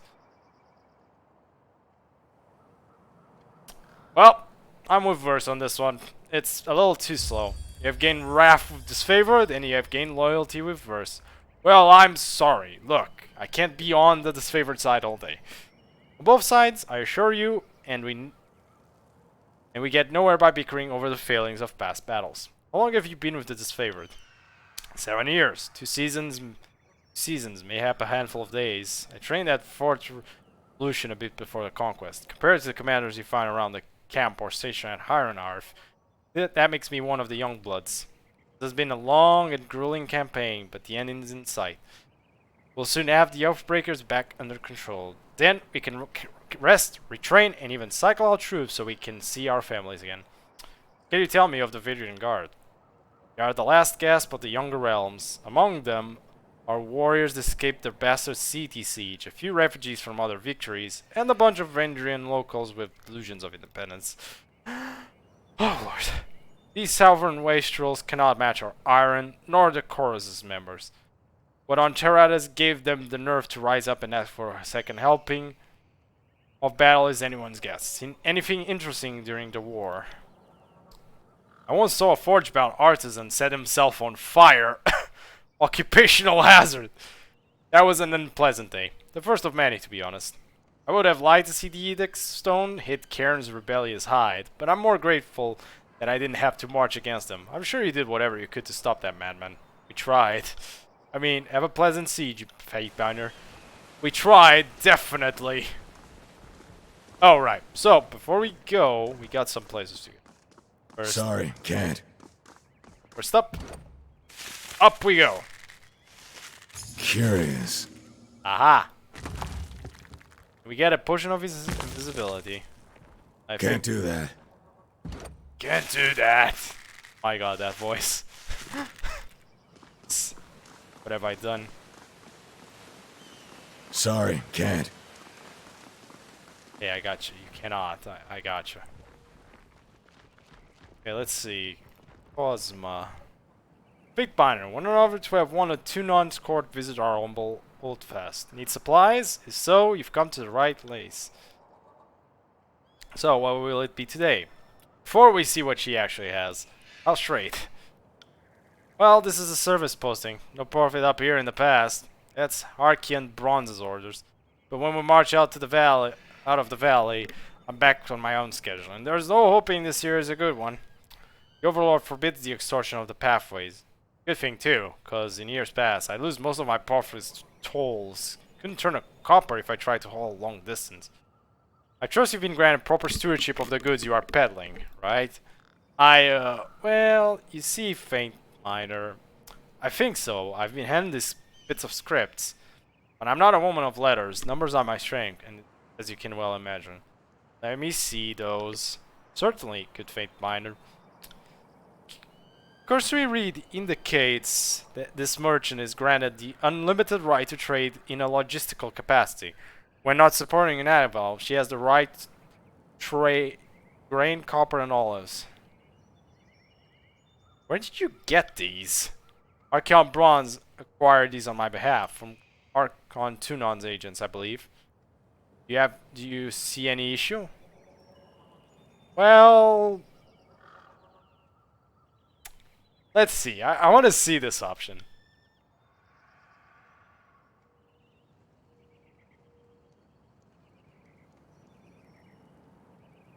A problem? But how can that be? I paid a spend's profit for stewardship. What sort of problem is there? Well, you have the right to trade as part of active war efforts. Currently, it would seem our armies are unable or unwilling to fight. See the problem? Oh, I see the problem. Let's take some steps in this stance, shall we? A donation to the court, call it proper's fine. Call it tribute to our protection. Just call off your game if you say yes. Keep your coins. Just give me the friends rate. So be it. Well, trade as friends, and I'll not warn the other merchants of your flippant justice. Look, sometimes look, it's a nice deal, you know. I'll take the friends, the friendship thing. Also, we can sell some stuff now. So we're not gonna need these probably. So let's just get rid of this scrap. Oh, that's the edict. We cannot sell the edict. Wait. Back. Also, I'm pretty sure these can only be sold. Yep. These can still be useful. That is not useful. Trade immediately, and we can grab some other things now, if I so freaking wish. Well, we'll probably only need armor, since you know we kinda. Let me see. I do have a problem. What was it? Oh right! I can only punch. Okay, I can buy this. I'll buy all of this, but it's like for later. This can be useful. Huh. Let's see. Maybe we got something. Nope. Does not seem like it. So yeah. Seem to have much on the armor side either. Okay, we're just trading that. Thank you very much. Have a pleasant day. Yep, I'll continue with light armor. I don't give a fudge. We seem to have a problem here though. Arky's demos. Let's see. The prisoner says his name's Tarkis Demos? Then I don't think this is a complicated matter. He dies. His family's been a driving force in the Vendrian Guard. Killing him should demoralize whatever's left of the Tarkis clan. We must give the vanquished enemy a chance to serve. That is our law. Just act the governor here. You understand the wisdom of Scarlet Chorus. My god, I'm getting way too much favor with the Scarlet Chorus. The Overlord does not wish to rule over a ruined crater. We must conquer, but if we show no mercy, we will have conquered a mountainous stretch of nothing. We'd let you take prisoners, but you can't control them. Send these crosses out on patrol and they never return, affecting all over again. Can't let this nonsense strategy continue. Well, I insist this offering be taken to the voices of Narad, leaving us at an impasse. Fortunately, we have a vampire here to settle the matter for us, so what say you? What should we become of this prisoner? So we have one of two options. Either we immediately execute and side with the disfavored, or we let the chorus take him and, you know, do the usual. Try to recruit. Oh boy. This is like annoying. It's an annoying choice of you're siding with either one or the other. Either way, it's not good. Does it even matter, I wonder? You know what? At least he'll survive with the chorus, technically. Let's just... Here you go. This is the sort of nonsense that got us into the mess we're in now. Not really. If we keep showing these Mongols mercy, they'll just bite us time and time again. If it will calm your nerves, I assure you this one won't be put on the battlefield. Make sure the prisoner is taken straight to the voices of Narat. Won't keep you here any longer, Fate Binder. I know you have important business in the valley. For the glory of Kairos. My lord the ref. Over there is not pretty. Right. I think you can talk with... Or you Can't do cannot. that. You cannot. Sorry, can't. Okay, Jesus with your cannot. Gotcha. Take whatever's here. I don't see any special names anymore. Let's see outside. Got this favorite. So, the exit's over there. But before that.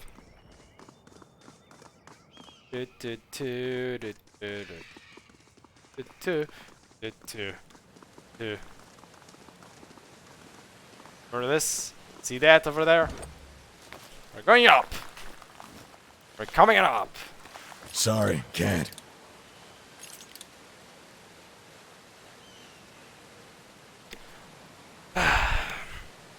Second.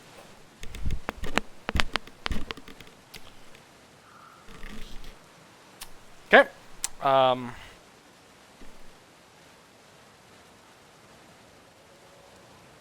Well, I have just been bullshitted by a chest.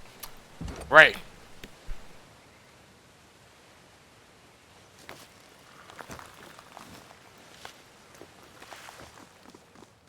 Yep.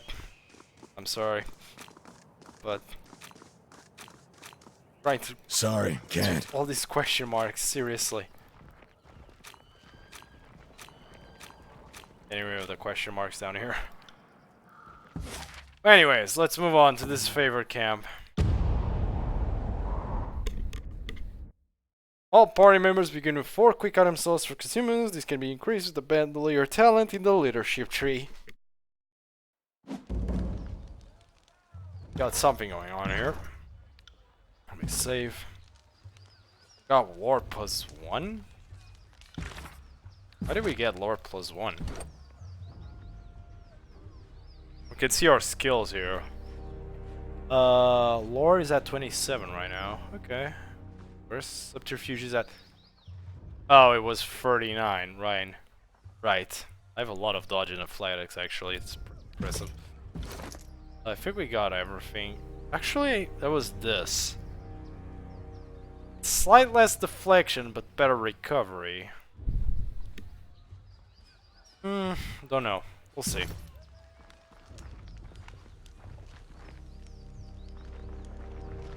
What's going on here?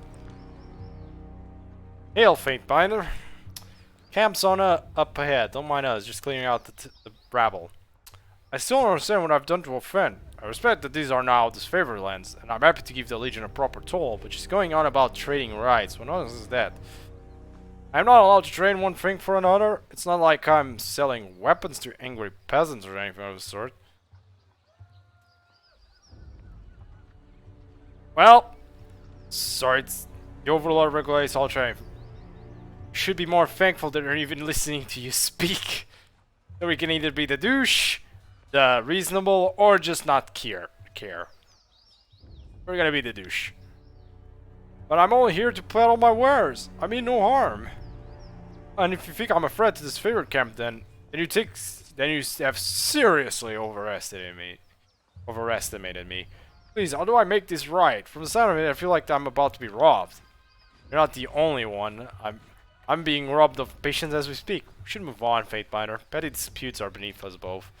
Robbed? No, you fool. You're being great and alive after trespassing on our lands. All for a simple price of what's in your cart. Not our fault you don't have your permits in order. I don't write the rules. I just ruthlessly enforce them. Please, can't you do something? Let me see your trade permits. He hasn't got one. Therein lies the problem. Trade permit? Well, how was I mean, whom should I speak for such a thing? Not us, and not our problem. Maybe march your butt to Bastard City and plead your case before Tunon. But we'll lighten your burden and relieve you of your wares first. That should make the long trek a bit more bearable. Anything to be argued before Tunon, maybe argued before me. Yep. Come on! What's there to discuss? We should kill their mongrel and... this mongrel and... if the Fatebinder wishes to weigh in on the matter, courtesy demands we listen. This is his favorite matter, but I know the angels of the court do so love to throw their judgments around. My lord, let me do my work! Well, you could rob me now and have my supplies today. Or you can leave me alive and have fermented honey all year long. I even know a few family recipes for painkillers you will draw. Certainly anyone will need those. Or we can be a dick. Curious. I was just hearing about a supply car in regions going missing. Well, I don't see how that relates to me. I mean, I've only just arrived here. I couldn't have been involved in anything like that.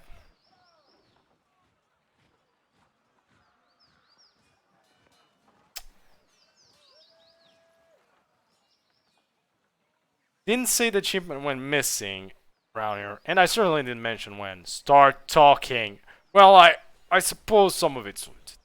Look, I'm just trying to strive to scatter an inventory to sell. All the cheers have been wrapped up in war, forces are meant to get rid of a source of wares. Almost everything out in the forest of the valley. I'd keep my head low when I heard sounds of combat, then I'd take a look. Grab whatever wasn't claimed for by the first victors. Then you stole from the disfavored dead. How else would you get your hands on that iron? Would come here and sell us our own armaments? If anything doesn't over, I will return it. But this iron would have turned to rust if left in mud on the battlefield. This fair are few in number, is that alright? You need a man like me to gather up supplies that would otherwise go to waste.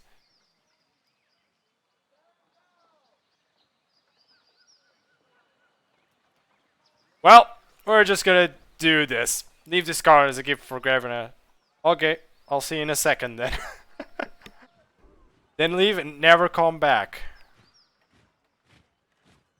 Or we stole from the Archons and then wish to sell it back. Your life ends here. Yeah. No, please, I gotta explain. How do you know a Tearsman is lying? His lips are moving. Boy. Clean kill. Cleaner than he deserved, anyways. I would have done a better job of it, but I don't begrudge you carrying favor with the Ironclads. Let's peek through that what's usual. If I find anything on merit, report it to the Iron Marshal. And Fatebinder, thanks for making the right call. Every time we show the locals the dream of civility, they spit out our good nature. Let us never fall for the treachery again. Probably a good idea. Die! Oh boy, he just... Ka-ching! Just pure... Oh, come on with the subterfuge. Hold on a moment. I know we're both eager to watch the Archons bicker of attacks like a pair of magpies, but I need to ask you something first. What's that? The voices on the radar told me that you've come as a mediator. Consider your source. Well, I can't help but feel I'm hearing half the story. Let's have it out. What's special about you? Did the voices over ask you to spy on me? At a loss for words, Verse regards you with momentary unease. Damn, I'm good. Well, are you even surprised? He's the Archon of Secrets. Knowing in advance is his business. So he's snatching up any advantage over Graven Ash. This took a bit like a couple of new recruits for a spot around the fire. It's nothing nefarious. The voices is just curious why you're here. If you wanted to know more, you wouldn't be able to suss it out that easily. You would have sent one of his scarier peons in my stead. What else has the voices of Nura told you? Only that I could find you in Edgering Ruins. Truthfully, I could have picked you out of a crowd. You're the only one of us who hasn't spent the last few months bathing in the stink of the Matani River. She laughs, but there's a forced nature to it. I'm here to deliver an edict from Kairos. That makes a crazy kind of sense. Considering how long the siege has stacks the armies, I can understand why Kairos would send you with an edict. Speed things along. Have you read it? Do you know what it says? The Archons, but it's a clan extension all by Kairos' Day of Swords, or all will perish. One more thing for the Archons to fight over. Well, thanks for cluing me in. Kairos sends any lightning our way. Just tell me when to deck. Why suspicious? Just a feeling I got. When the Archons are together, the air gets as taut as a bowstring. Can't help but think that no moment of compromise will get them seeing eye to eye. So why invite a mediator from Tunon's court? It doesn't add up. Why do you think the Archons are at odds? I've been with the Scarlet Corps since the early days of the Conquest, so I can say it's been building for a few years now. There's an energy about those two, like a pair of stars moving to collide. I heard tell that Graven Ash and the Voices of Ra share some bad blood in the Northern Empire, but I don't know any particulars on the... That's absurd. If the Archons cannot put the past behind them, they are unfit to command. Quick to anger, are we? I'm not disagreeing with you. How did we get 62% fear? But I would take care of where you speak your mind. Someone is always eager to report slander to their favorite Archon. But all of this, I really ought to be meeting with the Archons. The Warden is just past the center of camp. Well, I guess we should be a little nicer to her. That was a little bit too much. One last thing, be careful around these favorite types. They take their work seriously, and most have suffered too many blows to the head. Also, every companion you have has, as I said before, if I can find it, a loyalty slash... Oh my god, I suck at finding these. Ah, it's over here, we gotta wait. Just point me in the right direction. I wish I could open that. Either way, to this favor. Hey. Well, look at you! Our gatecrasher from the core is still in one place. Welcome, sir. Always happy to have an honored ally pay his visit. Raven Ash protects. That he does. Be well, Fate Bone. Glory to Kairos. Damn, son. Okay, what we got here? Pentabor. Do we grab from this? Just as we can, oh boy. Hail to you, guardian of the law. The man dressed in merchant finery greets you with a smile. My god. Oh boy, my throat feels like it's gonna die. Okay, I'll be right back. I'm gonna grab something to drink real fast. Be right back.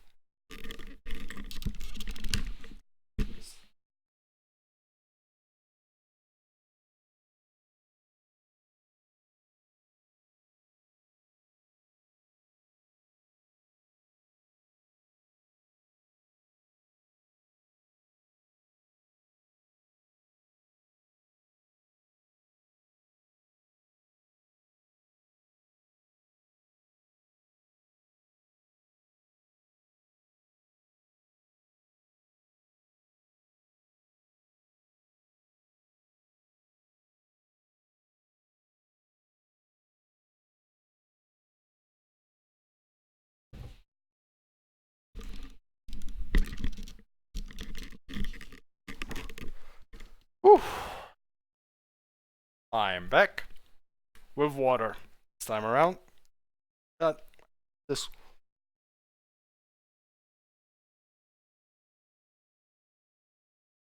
Oh boy, I needed this really bad. My lord, my throat was like just dying. Lord Almighty, Lord Almighty. Well, keeping on the go. If you have a few excess rings when you're down, best burn yourself before battle. You know that if the disfigures suffer a merchant in their camp, there must be a man. Take a look and see if anything interests you. Most of the camp followers are slaves or haulers. You don't see many merchants. I try out congratulate myself on my good fortune. It is by the wisdom and mercy of Tunon that I make a profit. Perhaps we're not so different in that respect. Winks.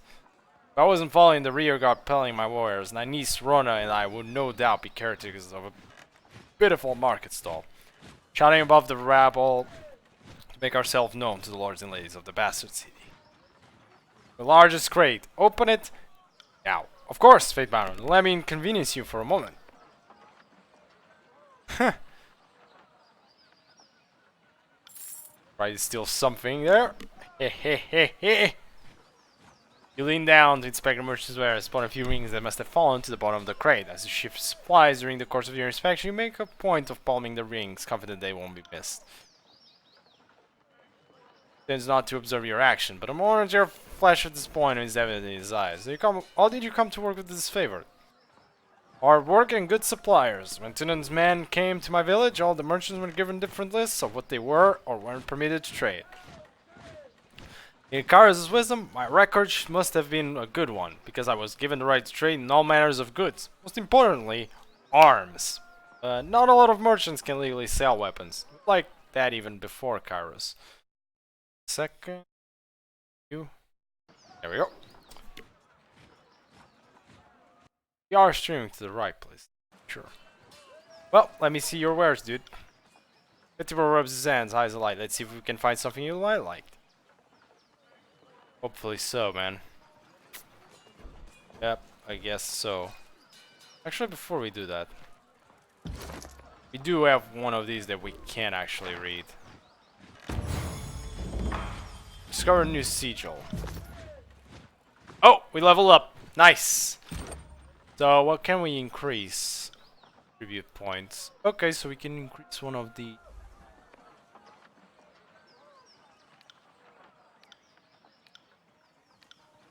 Let's go with more accuracy and armor deflection.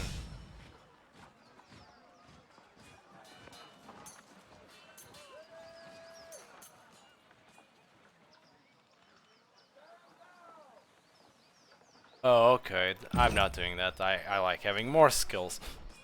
Let's see what we got. Yes, it seems that it took more than a second. But welcome back. Meanwhile, I went to grab some water. And got myself a level up.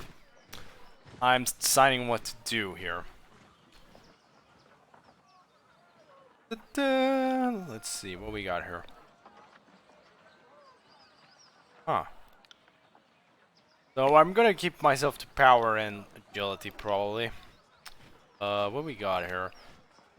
Rapid strikes to overwhelm opponents. Stands mighty.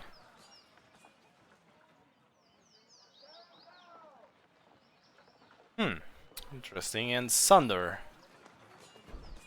Leave for try palm strike. Okay, I see what's going on here. Okay, so we're taking Blitz, I think. Save that. I think we can only get one. And yeah, we can do spell creation here. I guess we can give it to me because yeah, even if you're not exactly a mage, you can still use magic. It's kind of like, yeah, this game just lets you use magic. You're just not very good at it. But you can. Rona. Okay, let's see if this guy actually has something good.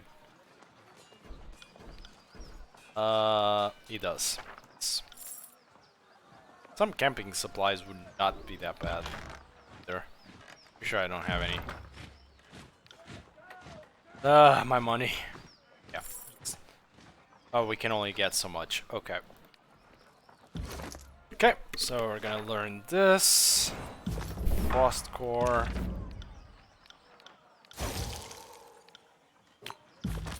We also got 30 lore now. We have enough to read one of these? Nice! I can actually. Not this one though. So just doing these gives us experience in lore. That's pretty nice. Okay.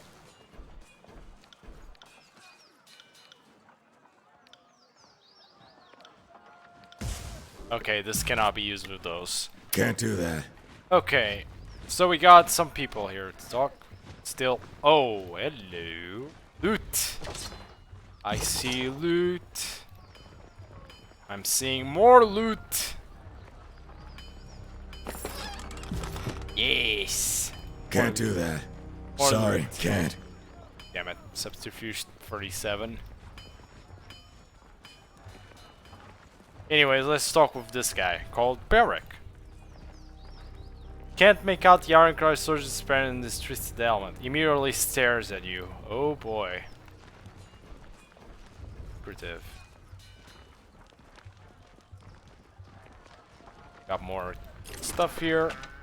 Just hello, Lesser Sigil. Learn this. Learn this. Oh, we can now learn these. Nice. Wow, it's really easy to get lore, isn't it? My lord, every single one. How high is my lore? It's already on 37. What the hell? I was just at like 29 or something, or less actually. That wasn't so hard. What the hell? Lore is really easy to level. I forgot about this. I don't remember it being this easy to level lore. But oh well. Can't do that. Not gonna complain about it. That's for sure. Start with this guy called Bitter Quip. From the Scarlet Chorus, of course. Glory to the voices of Narat. Paintbiter Saitama, I presume. I am Bitter Quip. I am here as the emissary of the Scarlet Chorus. Looks at you impatiently. What is it like working with the disfavored? He scoffs, looking away from you for a moment before sniffing and returning his attention to you. Reporting to the Iron Hag is an insult. Jesus. Fought one duel for a title? One, leadership must be continuously proven, earned, and defended. Weakness should bleed to the bottom of the army, not rise to the top. My silence here is also an insult, but one I will bear for the good of the chorus, if only to see with my own eyes the failure of the disfavored. That will be a fine day. What can you tell me about the Scarlet Chorus? Chorus is the future of the tears. I feel only derision and pity for those who fear our inevitable ascension. What in particular would you like to know? Oh boy, we got a lot. Well, tell me about the voices of Narat, I guess.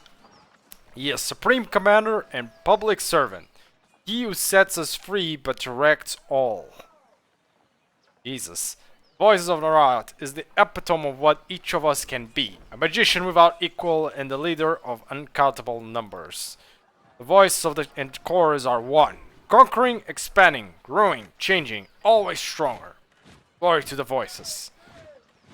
Yeah, we'll learn about the voices of Narat soon enough. Believe me, personally. My god, I really needed this. How did you come to join the Scarlet Chorus? Dr. Ospeng speaks to me, and I answered his call. And did some of my arcane peers, I took to the chorus almost instantly. Unlike most, I cried not for the life of comfort lost to me. My magic invokes fear and terror. I easily established my dominance over a pack in my early days in the chorus. If you're so curious about it all, perhaps you should visit our camp and see for yourself. Well, what is your role in the chorus? I am a bloodshed. My magic entered the will of man and the tide of battle. I have held command for 3 years now. Though being forced to keep an eye on the disfavored is not the reward I had envisioned for my services thus far. Well, deal with it. Sounds as if you really like the voices of Narat. Huh. Wow, he doesn't even say shenanigans. Well, see ya. Shh. Oh yeah, you can also rest over here, but we're not gonna do that. What happened to the freaking tent? Oh well. Let's solve with these two. I am Lucia. This is Marcus. And you must be the Fatebinder. Been assigned to assigned to your hospitality. She was about to say babysit us, wasn't she? While you remain on this sacred ground. You should need a place to rest. We can make the necessary preparations.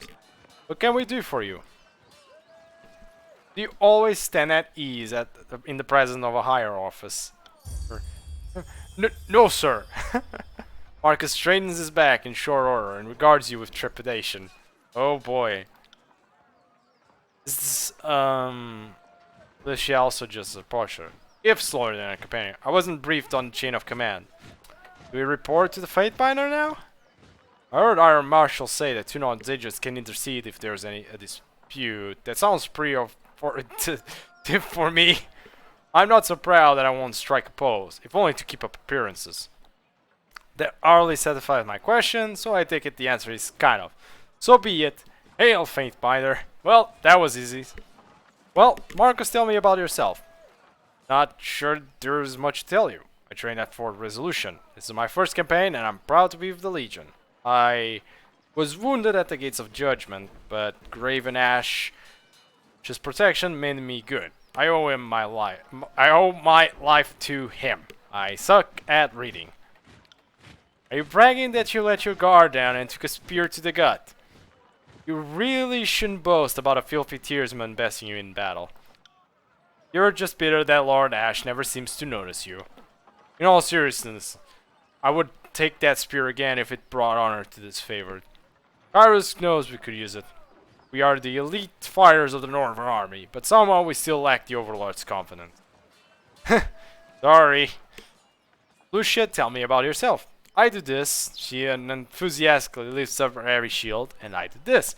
She mockingly stabs at the air with her spear. She shrugs. Playing host is not my strong suit. Ignore my sarcasm. I've seen the Legion through my share of the campaign. After so much bloodshed, our pretenses of honor can wear me down. North is my home, and I consider each and every one of the ironclad bastards in this camp to be family. You won't find another army where each member of the phalanx is as beloved and cherished as this next. You seem handy with a weapon, Lucia. I know a thing or two about speeding foes who are stupid enough to challenge me. What of it? Easy, Lucia. We don't punish curiosity here. No need to fly off the handle at the base of a simple reflection. There as well, Fatebinder. The Archon makes sure that our potential is realized before we reach battle. So most of us keep a cool head when we see any action. Most of us, I said. How have your skills fared in battle against the Oathbreakers, Marcus? Wait, is this all a ruse? Did Tunon send you to test the army's training in Greek? Because I won't stand for it. Will you calm the fuck down, you tangled fishnet of nerves? This is after... Oh, holy moly. You tangled fishnet of nerves. I gotta remember that. This is after how many head wounds you took last week. Eek, stop looking for enemies behind every shadow. I guarantee you'll be disappointed. What's it like serving with the disfavored? In spite of our name, the Legion Commander is more honored than any military on the face of Tyranus. Unlike the chorus, there is tradition, discipline, teamwork, and unity of purpose. There aren't many of us, but it's better that way. We're a tightly knit family bound together by trust and glory. Accurate enough. After seeing the disunity and bickering of the younger realm defenders, I feel lucky to be in the most agreeable legion of Kairos' host, even if we're not always the most efficient. If the legion boasts so much honor, why are they disfavored? A friend, that isn't for me to say. Others around camp might be able to tell you more, but unfortunately this is a phase of we are not favored by them at all, so I can't get this out of them. Said it involves the Great General, which is already a telling clue. Idiot. Drat! At least the Iron Marshal isn't within earshot, or I'd be washing my mouth You can also train with them, but it's just on specific things. There's no needed reason to. You Well, see that? oh, oh, I see it indeed. Aye. Either way, advancing the story time, which is where we're going. Time to meet the Archons.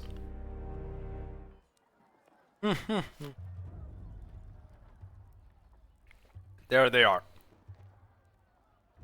Just go forward. That's 4 reports of avalanches in the mountains now. The Tearsmen can barely count past 9. They have neither the capacity nor the cause to close off the mountain passes. Either way, that leaves the 2nd and 4th cohort trapped outside the valley. The Archon of War pounds his staff on the ground to punctuate his words. A large and imposing man to begin with, his profile is made larger still by his hulking suit of armor that hums with mystic energy. Or it's the work of your perfidious Earthshakers. Only a fool would not suspect a traitorous Archon of poisoning the mind of his students with sedition. We would have killed the Earthshakers Guild for their master's treachery, but I'm sure you have some perfectly valid reason for allowing them to live as your pawns. The Archon of Secrets passes the spectre between his hands as he speaks, twirling the rod in hypnotic circles. You hear the voices in your head. Well, hello there, Fate Banner. We'll be with you in just a moment. Emerald luminescence seeps from the seams of the Archon's ragged red robes. The glow is most noticeable where his neck ought to be. Like, literally. His mask seems to float and spin, never pivoting or bending naturally. Hey, watch yourself. When these two get going, you don't want to get between them.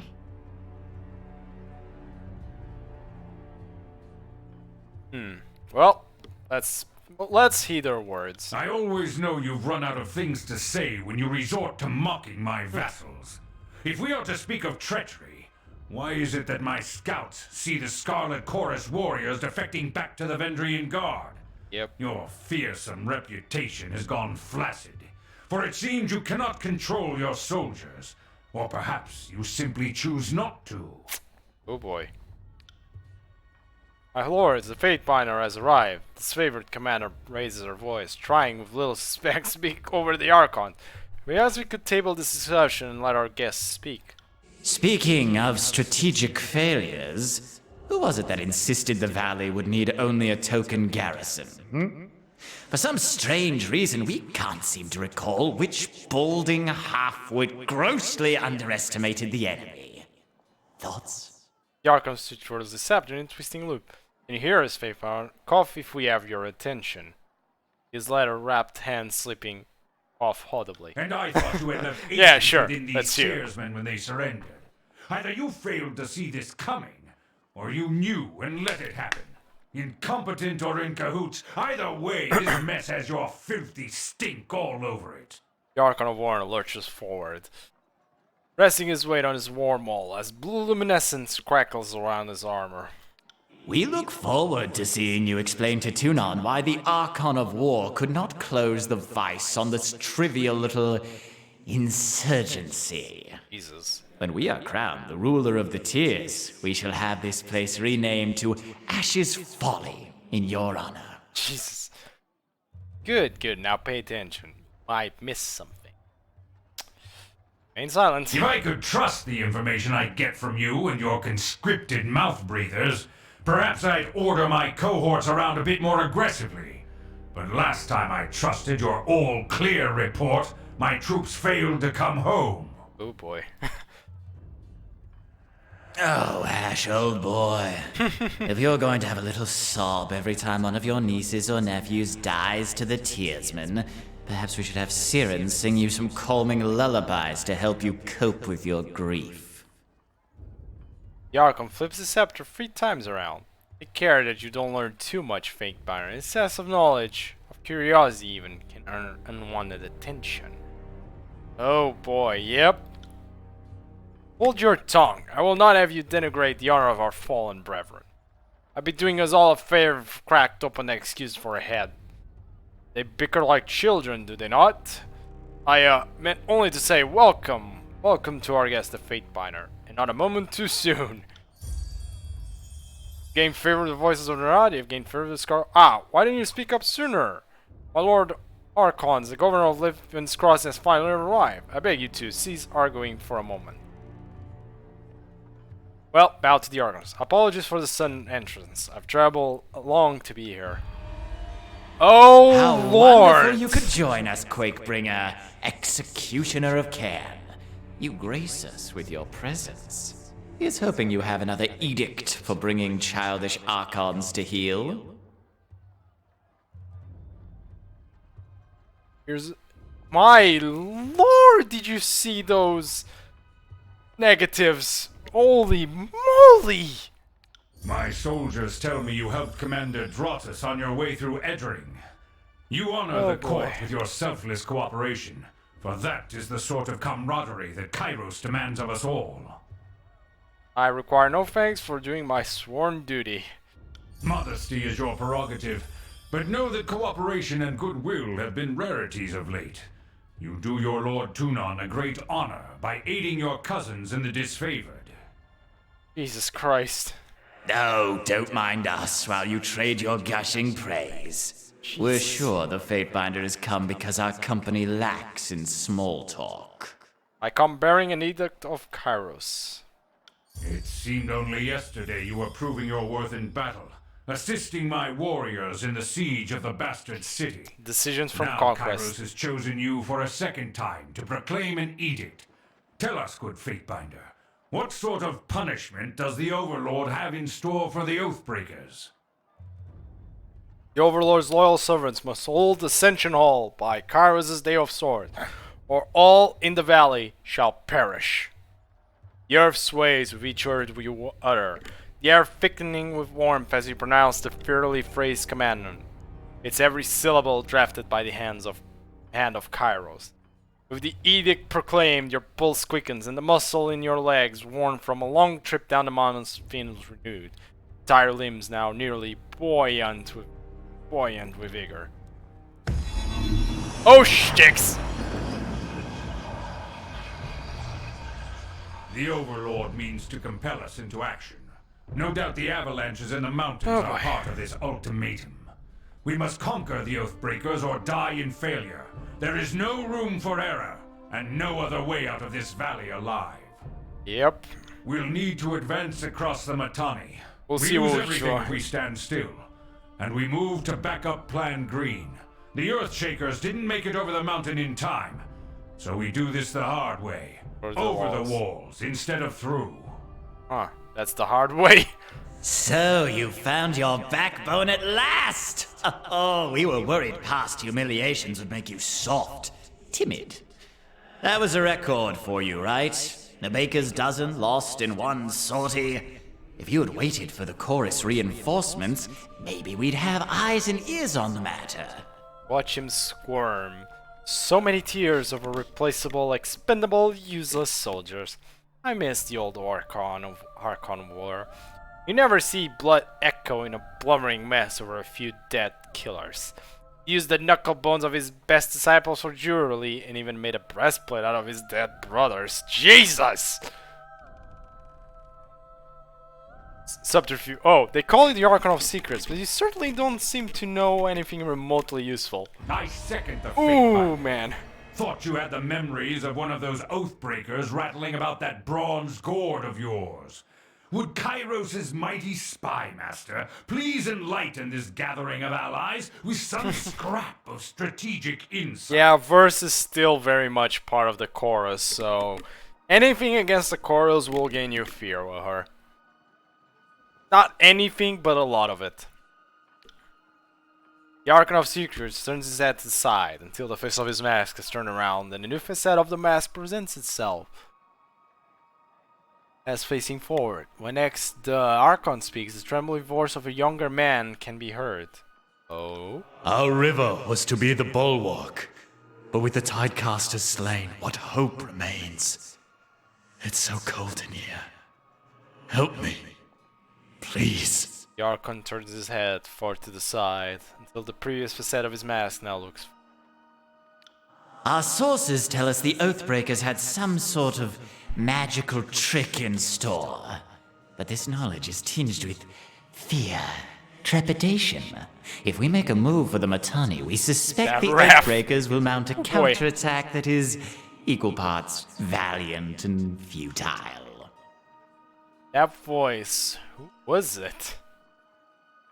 That was Mitanni Yanev, former noble of Apex and one of the leaders of the Vendrian Guard.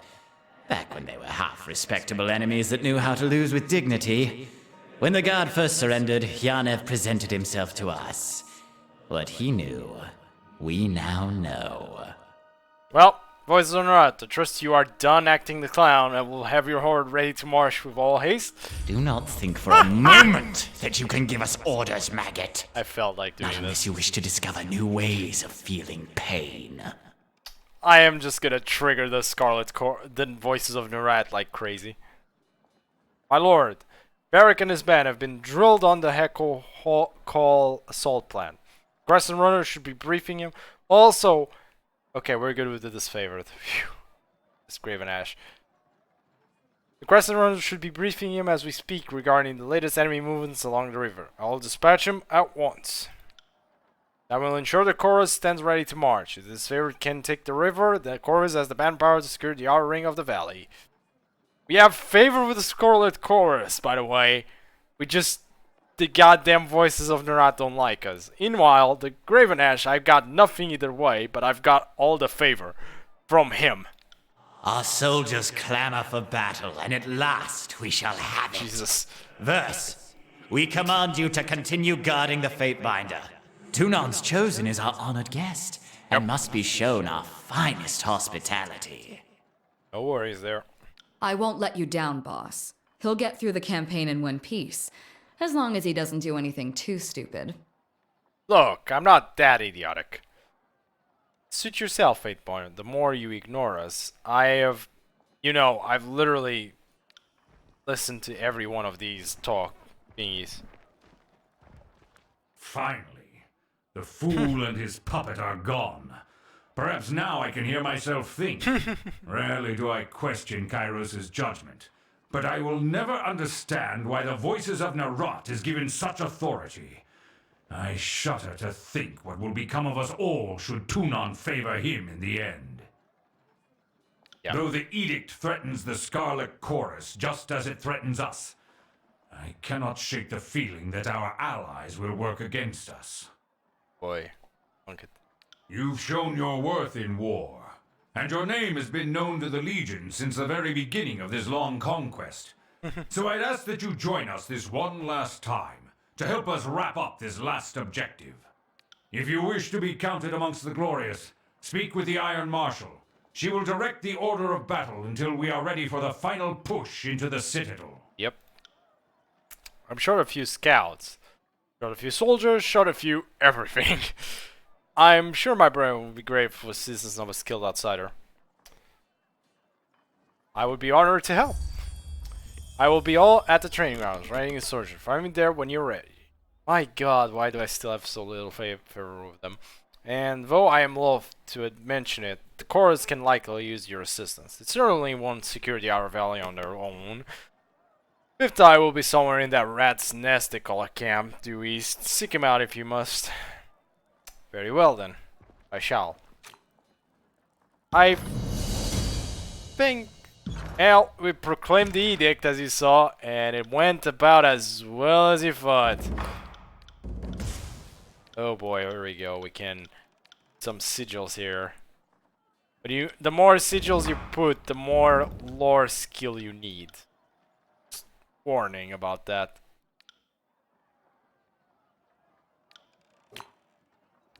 There's a lot you can do. 40, 55, 40. But we don't have lore for these. Will do. Let's see what we got here. Good thing I keep a torsion wrench handy. Shh. We can talk with the Archon of War, by the way. I heard the Quakebringer was soon on Chosen. I had a sneaky suspicion it was to pass another execution. I've got very tired of being right. bow to the Archon. Maybe speak for a moment. I tire of all this endless prattle. And the Overlord has decreed battle. If you wish to help, go speak with the soldiers. When we have done something useful. Well, yeah, he just said, screw you, get out of here. Screw you, get the hell out of here. Either way, my lord. So we can talk with Sevia's here, because she's like the boss. Or, is he? No, this is someone else. Fatebinder Saitama, am I right? I am Sevius, commander of 3rd generation disfavored. Specifically, I'm Sevius the Younger. Some folks can keep track. The rank says commander, but lately I'm just organizing patrols and trying to stay out of the way. You should talk to Iron Marsh if you have something official they need discussing. What is it you need? I overheard you asking the Earthshaker where the reinforcements have gone. Is there a problem? I'm afraid so. Radix, the head of the Earthshakers, was supposed to arrive with a group of his most competent spell slingers to help break the stalemate.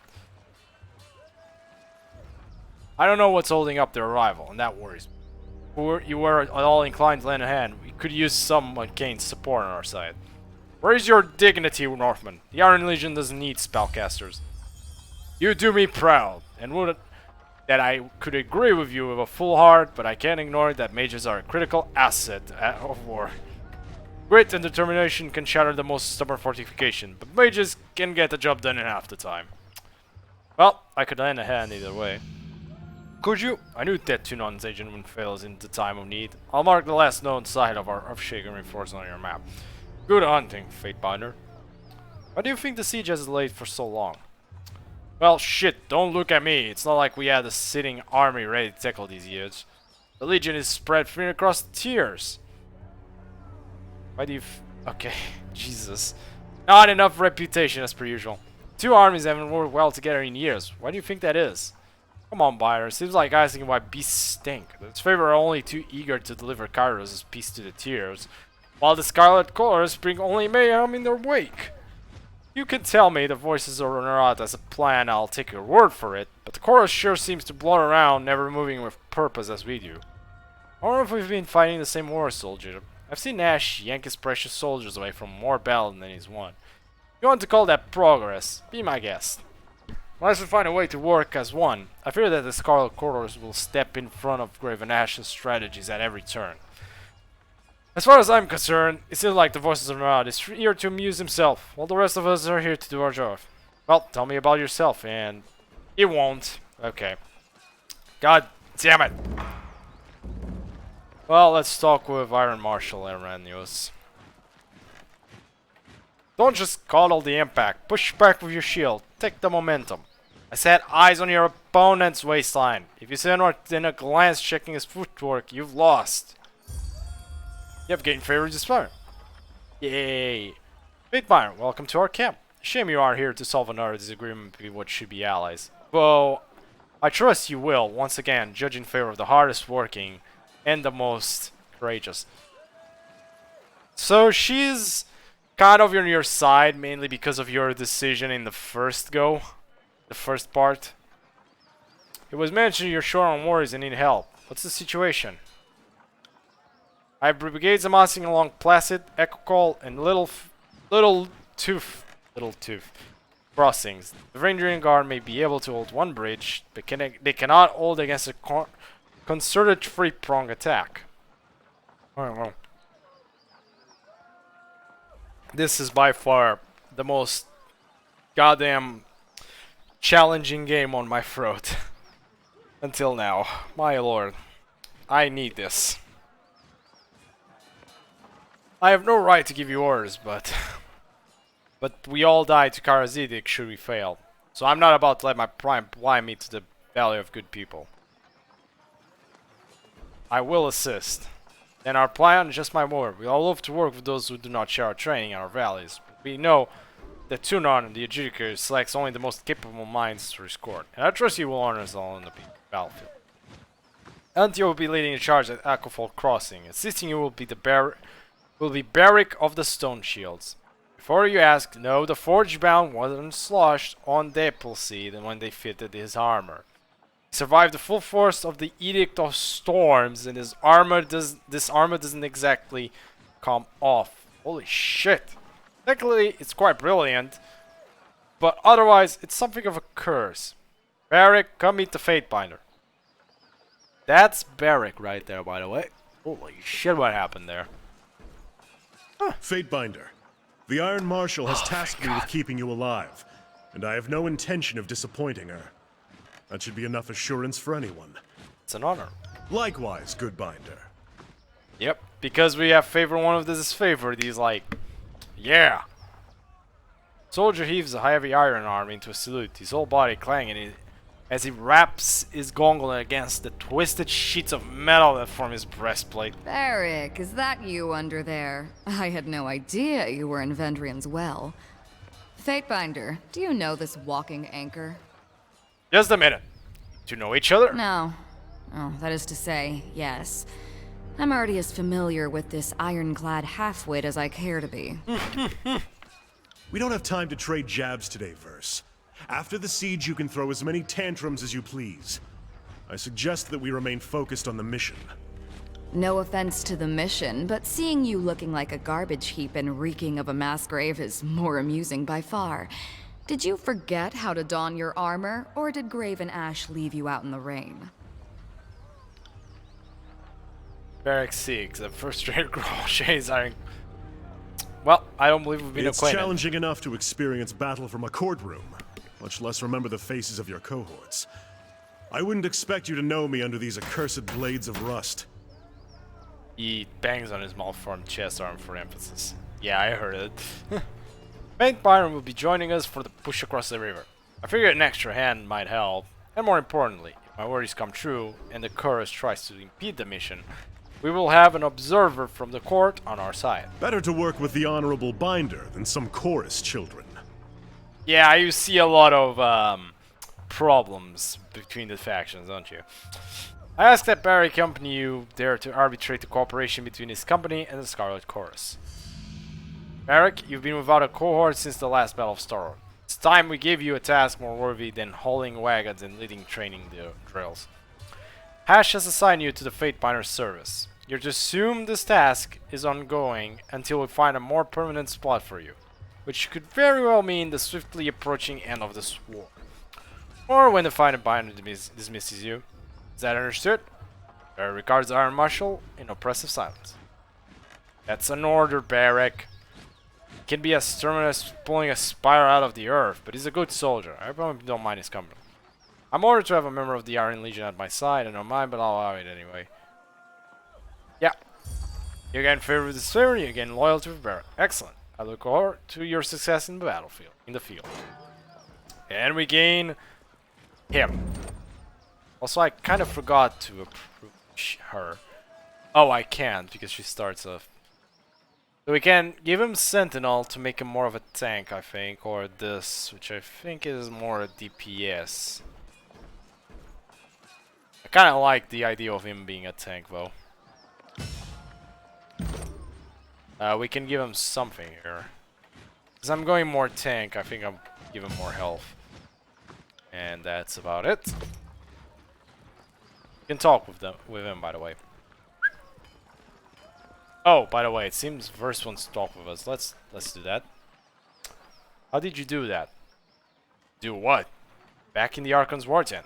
You cast an idiot as casually as reading a supply shipment. How did you do that? Well, I've done it before. I don't know why I didn't realize it earlier. You proclaimed the Edict of Stone in Azure.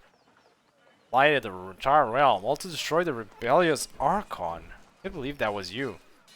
That was me, alright. Well, call me impressed. Considering you read the words of Kairos more than once, I'm surprised that you're even alive to tell of it. Oracle Cord should have turned to ash by now. I'm not crying to make you feel uncomfortable. It's just worth recognizing that you've done not what you've done. Not only are you Tunan's fake binder, you're the mouthpiece of the Overlord. Gives me plenty of reasons to stick around. You're going places. I want to see where they lead. Or she's close to having fear, if you say so. That's enough for now, I think. We'll talk with her more later. Will do. Also, what the hell is this? Oh, right, the Edict of Execution.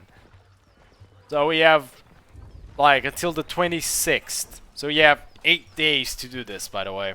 See? days to Kairos, Day of Swords. Once that arrives, either we all survive and clear this shenanigan, or we all die. So yeah, pretty nice, isn't it?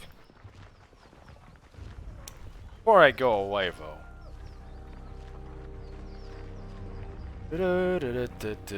There's this humble grave.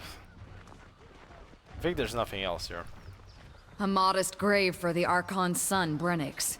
Oh. We don't bother with funeral rites in the chorus. No point in thanking conscripts for their duty.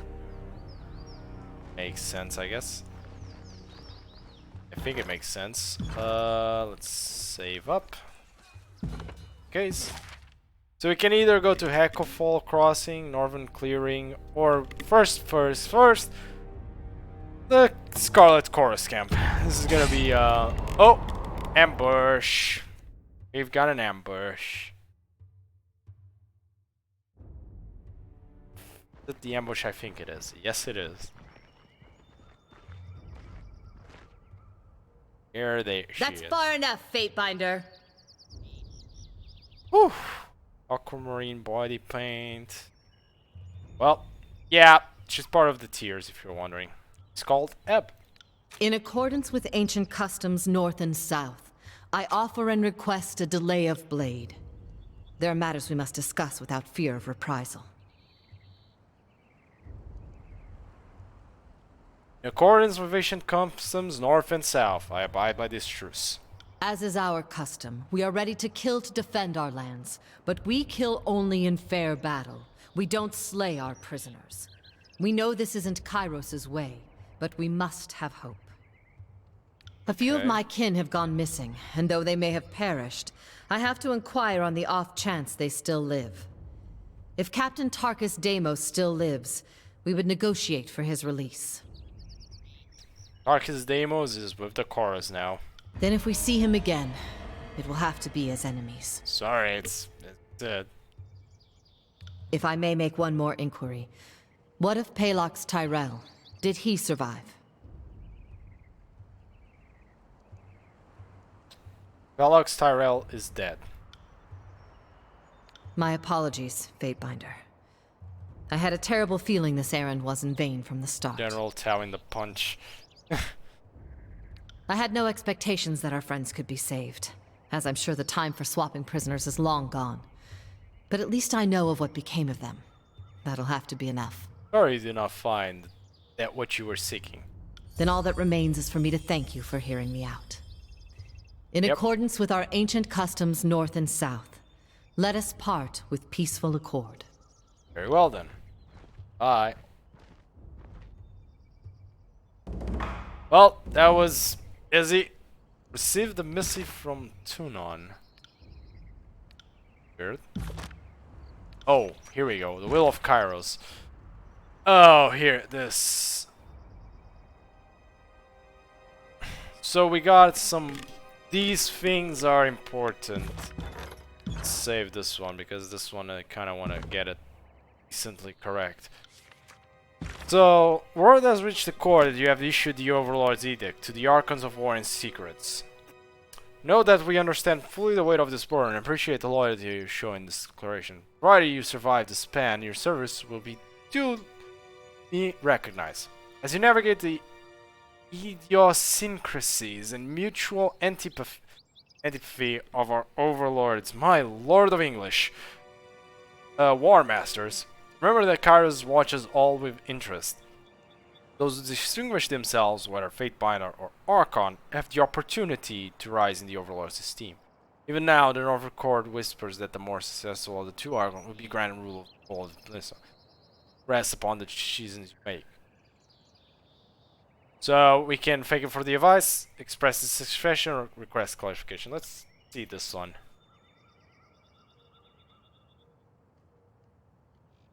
I understand. Send it. Well, it's sent now. Yes. We'll see if that gave me favor or not.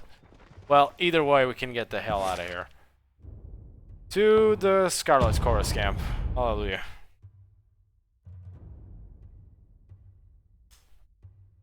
Oh god. My lord. Need. Whew, this. I really needed the water.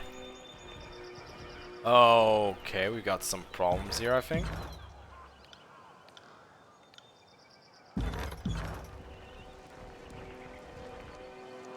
It proves everything. Like, for instance, whether you're fit to lead that flock of children. She heard the news of the edict. This is a foolish charge. We ought to be saving our fight for the enemy. What's the problem here? The problem here, Lord Biter. Captain Fuckwit here seems he's about to balk from his challenge. Oh my lord of Ing. It's just because he used to run a ship, he's qualified to run a gang. I'm calling him out, because the way I see it, his warriors are to follow me, not this new blood. Captain Fuckwit was my father. Fuckwit will do just fine. To prove our strength, we'll do so happily. But I'll have your hands and feet removed and the rest of you are kept to your own. This is foolish. Stop this at once. Excuse me? This is our way, Fatebinder, and you have no right to stop us. We are not harming anyone outside the chorus. I don't know who you are, but I don't need your help. I think we can handle ourselves just fine. Oh. Good. Well then. Either I use athletics or subterfuge. Time to beat someone up. Then I'll sell it with strength. You have lost favor Sword Chorus. Enjoy your new position. I lost favor? Gang boss. Jesus Lord, I just... Okay. Guess that lost his favor. Sorry, can't. My lord. Can't do I that. am just not good with the chorus, am I? Past this point is chorus territory, and you don't look like someone's conscript. You sure you're in the right place? I'm always in the right place. That walking hunk of rust. What's maybe it's doing here? You know what? Let's be just prove superiority. Be sure she can draw her blade. You advance. Place your foot behind hers and give her a stiff shove on the shoulder. Call plan. She stumbles backwards, stringing outbursts of laughter in the other guard. Jesus. Can't believe you sassed the Fatebinder. You're such a stupid ponce. Didn't I tell you we had a special guest coming? Come on in, and don't let the Nini shitters in the camp give you any guff. Damn. They really only respect one thing here, don't they? Freaking strength. Oh, I can read the scroll. Well, someone just leveled up. Go with this and save. I think I prefer being a melee assassin-ish like. No, I don't like this.